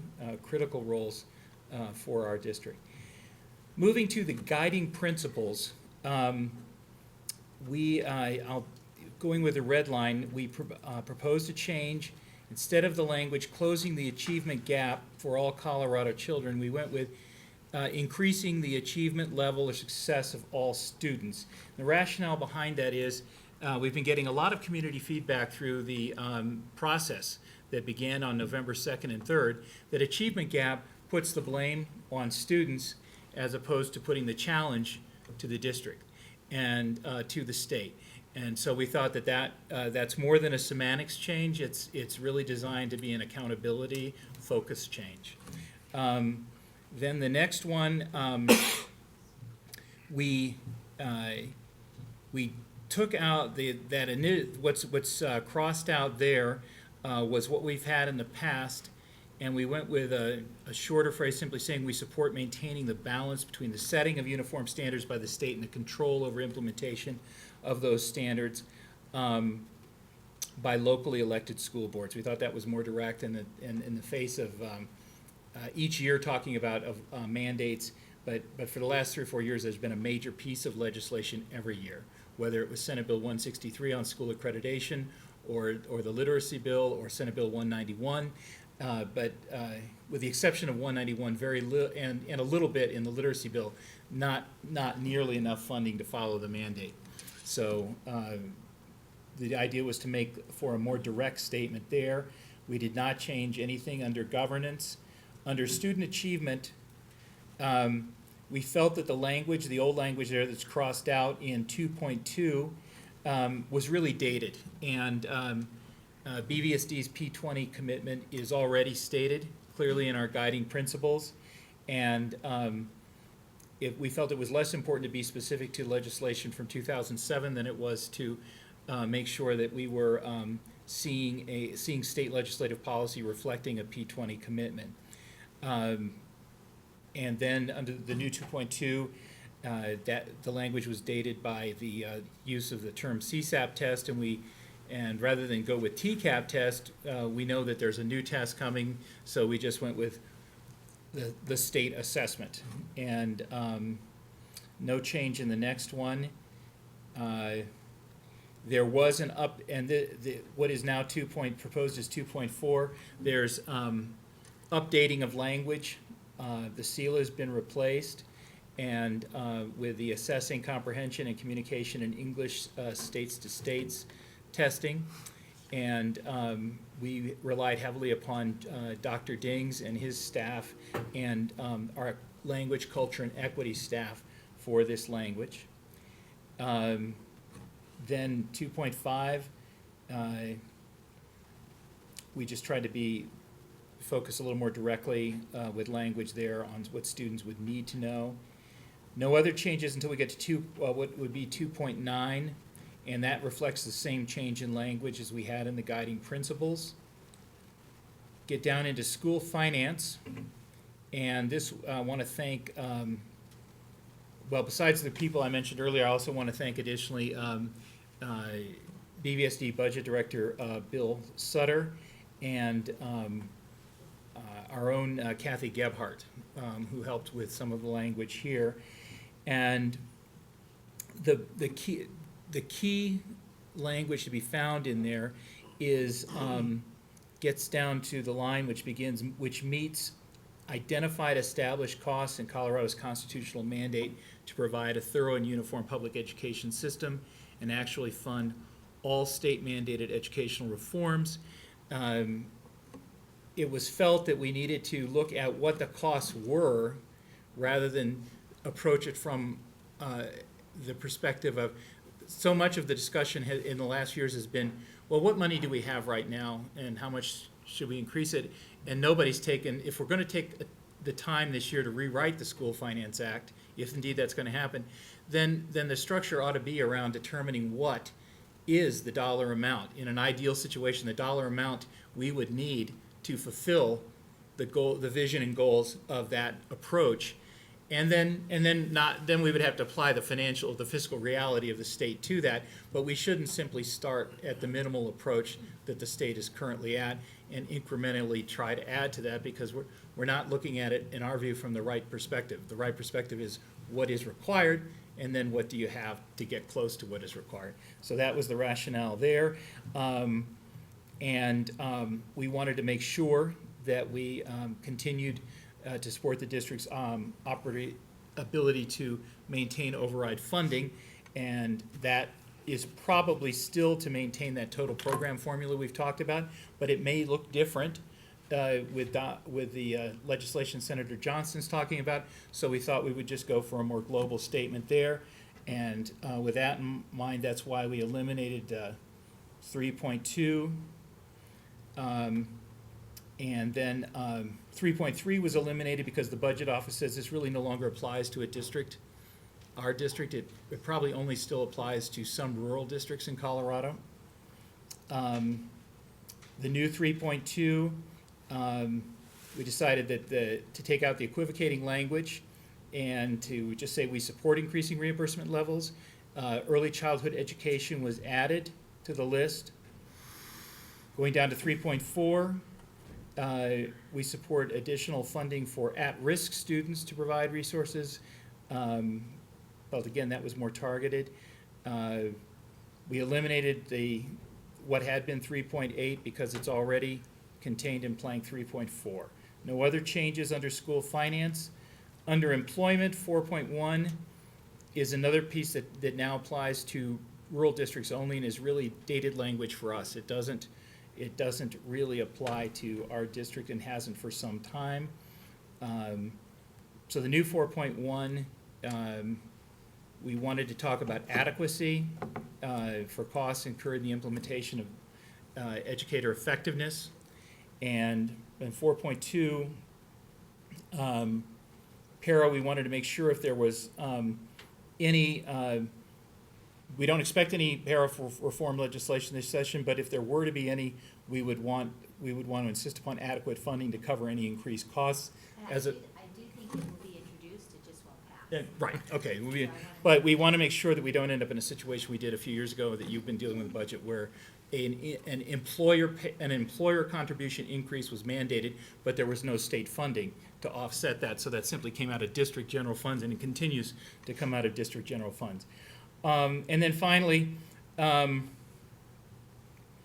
we under administration and operations, we did recommend dropping 5.3 because that is also contained in the beliefs and guiding principles of the platform.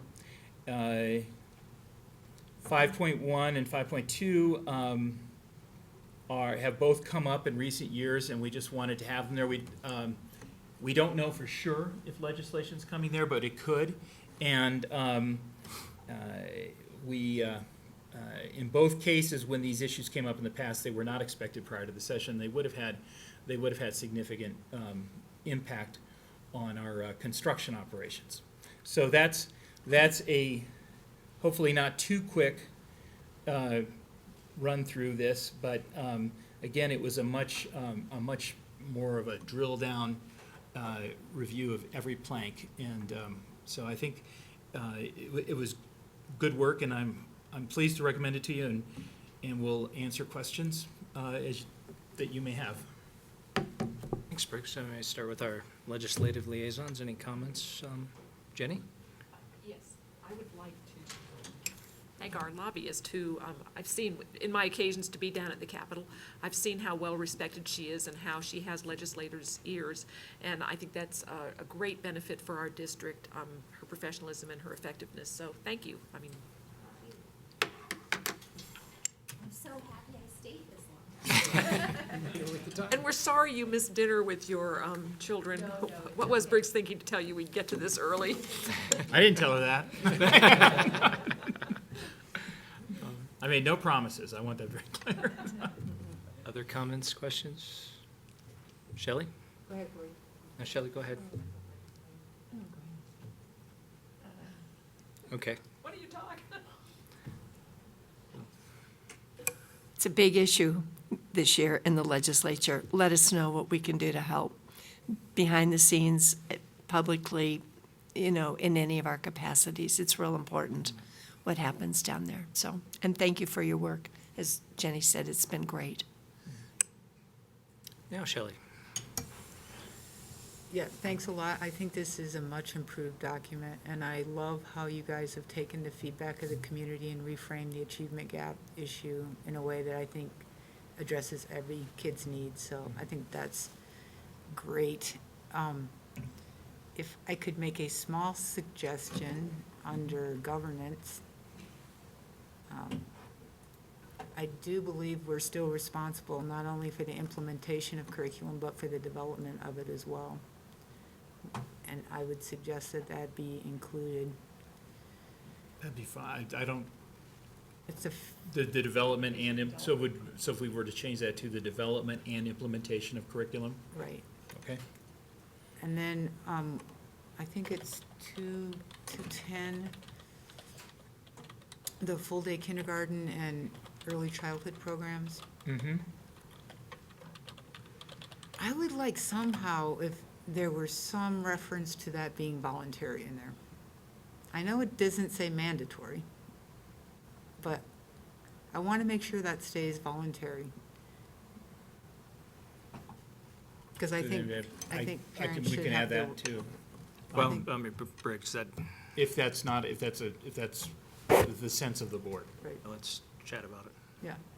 I'd like to. I chat might about it, suggest guess. a different word, it might still, because I think there might be some concern if we use the word, because at least the majority of the board has expressed a consensus that that the expansion of full-day kindergarten is a value. But your point is that it's voluntary. I would just maybe suggest we support the implementation of, or the full availability of full-day, or the availability of full-day kindergarten. And I think what we were after here, correct me if I'm wrong, was that there's no money for it. So we're really concerned about the funding, so that kindergarten students count as we get full per pupil funding for those kids. And then Yes, we can- that is because that's we in the all- later part of the plan, Yeah, that's correct. we really don't necessarily want the state to implement these programs anyway. We want them implemented at the school district Right. level. I don't So think it's the really purpose funding. was to have the state mandate full-day kindergarten. No, the purpose is, so we could just say we support full funding, or funding for full-day kindergarten and preschool, early childhood programs, because I think that is the issue. I mean, I think that we'll implement them at the district level. Okay. Did that twice. Well, I don't, Sorry, Shelley, do you want to continue on through any other? I just think at some point, if it becomes mandated at the state level or something like that, that the district needs to be able to say that we'll decide whether, the parents of this district will decide whether they want to do that or not. and not that the tracks state. with your earlier comment on the development of curriculum. Yes. it's a safety measure to put in there in case something heavy-handed comes down in that regard. Well, and I would like to tell you you needlessly worry, but you aren't. So there has been some heavy-handedness, so. There are others, or is that? No, I So, wish Shelley's. so what do you recommend then, Briggs? I recommend support the, I'm recommending support the availability through funding of full-day kindergarten. Should parent, and maybe you could put in the phrase, should parents choose. Something like that. I don't know. I mean, I need some direction here, because it's really a policy question, it's not a wordsmithing question. Yeah. That's why I was getting at, Shelley. Do you have any other points other than the 210? And then we can come back and as a Oh, board no. discuss 210. No, that's it. All right. Other board members, other items before we come back to 210?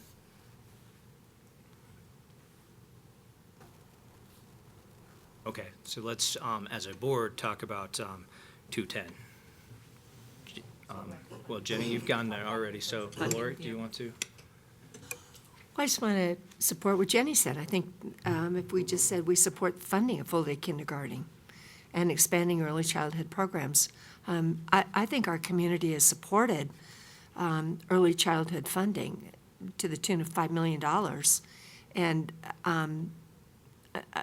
I think that our hope is that for kids who are at risk, that they attend those programs. So, but I also hope they attend third grade. So, I don't know that we should say that early childhood ought to be voluntary any more than third grade should be voluntary. So I guess my suggestion for the change would be what Jenny suggested, which is we support the funding of full-day kindergarten. But, yeah, and expanding early childhood programs. I think the rest of it's fine. The one word I would change is rather than implementation of full-day kindergarten, I would say we support the funding of full-day kindergarten. Let's go around. Any other comments on 210? Tom? Yeah, I wouldn't want to see something come down that says we mandate preschool. I think that's for this board to decide our strategies for achievement, not for the state to tell us that is the strategy you're using. So I would like to have funding available to offer to those students at risk to be able to do that. But I surely wouldn't want to see it mandated by the state for us to do that. If somehow we can get some kind of wording in like that, I would support that. Yeah. I'm fine with the wording Lori suggested. Leslie? I am too, because I think in general, we don't want any state mandates without money. So. Sorry. Nice. Thanks, Leslie. I would, offering my point of view, I think we may have been reading too much into this. I mean, the state requires that kids are in school between 7 and 17. The state, even if they said you can be in school, there's always an opt-out provision. We have kids that are homeschooled. For me, I think full-day kindergarten has always been a priority. Early childhood education has been a priority. Of the three things I ran on, it was expanding these programs. But I think that actually talking about this, it gets closer to the wording that we wanted, which is, hello, state, we have some solutions that we'd like to offer to our kids, and we know they work. And if you could only help us with a little bit of the funding, we can proceed with that. So I do like how this discussion progressed, that it's about funding and it's not about mandating. So I think that would be the consensus that I heard from the board, that it's about the funding. And having heard this now, I would just suggest that maybe Shelley, between what Jenny suggested on the language here and what Shelley suggested earlier in the development and implementation of curriculum, that would in fact, because this is about state legislation, in effect we would be telling the state that whether or not how full-day K is brought to the district is a local curricular decision. And so we would fall back on local control to address that point. I'd like to give everyone an opportunity, so we kind of chewed on that. Is there any other items that drew people's attention? This item, is that what you're saying? Yeah. Proceed to the next items. Is there any others? She has a comment on this one. Oh, on this one? I'm sorry. Please go ahead. I think saying funding is an improvement over implementation. And if there's some other overriding principle that we can enact to maintain local control without changing the words in that particular segment to voluntary or whatever, that's fine. But I'd feel better if I had some, you know. I will say that in the work, and something that Lori especially and Bruce especially drove home during our discussions, was that there needed to be, and there is in the other places where the wording is more direct about local control and local school board authority to direct a school district. And we talk about maintaining the balance. I think there's a feeling that if we don't maintain what we have right now, that we could, if we slipped any further, we would be out of balance. And some people may feel like we're already out of balance. So we're being much more direct. Lori, if you remember, those of you who were at the legislative breakfast, was much more direct on the whole local control point. It's something we're, even with our friends, we're emphasizing more and more. And even if you look at the text of the invitation to the legislators to attend our legislative breakfast, it recognized the board as the primary policy-making authority in our district. Well, I appreciate that, that we went in there with that tone. And I just know from my own experience with preschoolers and kindergartners that when I was at that point in my life, there were many parents that opted out of full-day kindergarten when they could have done that because they didn't feel like their kids were ready for that. And they had personal knowledge of their own children and what was best for them, and I believe they ought to continue to have that right. So, and in fact, the kids who opted for, out of the 4 out of the 20-some kids that opted for half-day kindergarten instead of full-day kindergarten, 2 of them are National Merit Scholars now. So I don't think we can say with certainty that more time in kindergarten is going to make for, you know, necessarily a better student or a better graduate later on. So I just think parents ought to have that choice, so. So I would really, I don't want to put that in the language because I really feel in no way prepared to have that conversation about whether kindergarten ought to be voluntary or not. What I do feel is that it's full-day kindergarten or preschool ought to be mandatory or voluntary. And I don't think this is the time to have that discussion, but what I do feel is that the state shouldn't, that's a local decision. So I would rather just leave I really hope that nobody's hearing that we want to put language about voluntariness in. What we want is a position on local control. I think that's what I'm hearing, is that you're wanting a strong statement and inference of local control.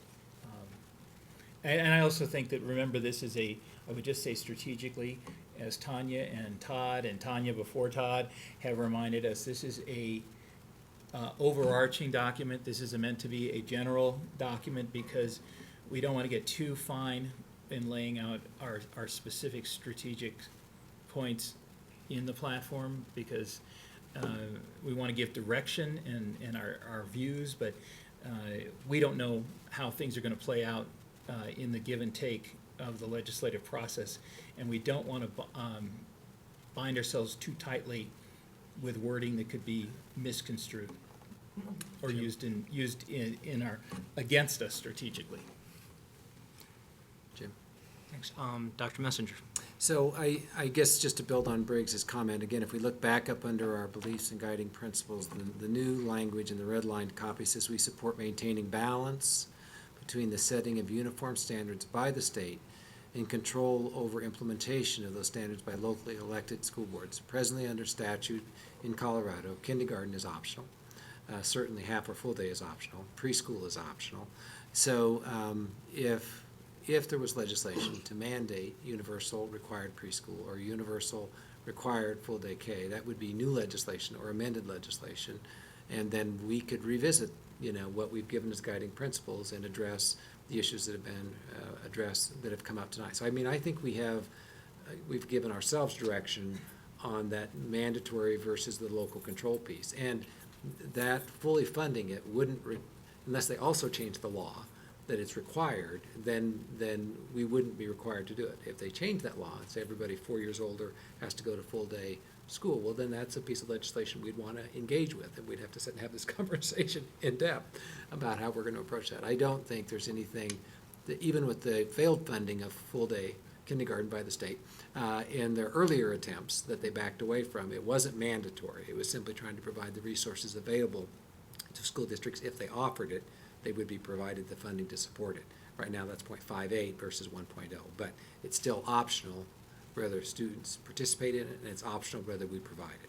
But if we do provide it, we get a little more than half, but not much more.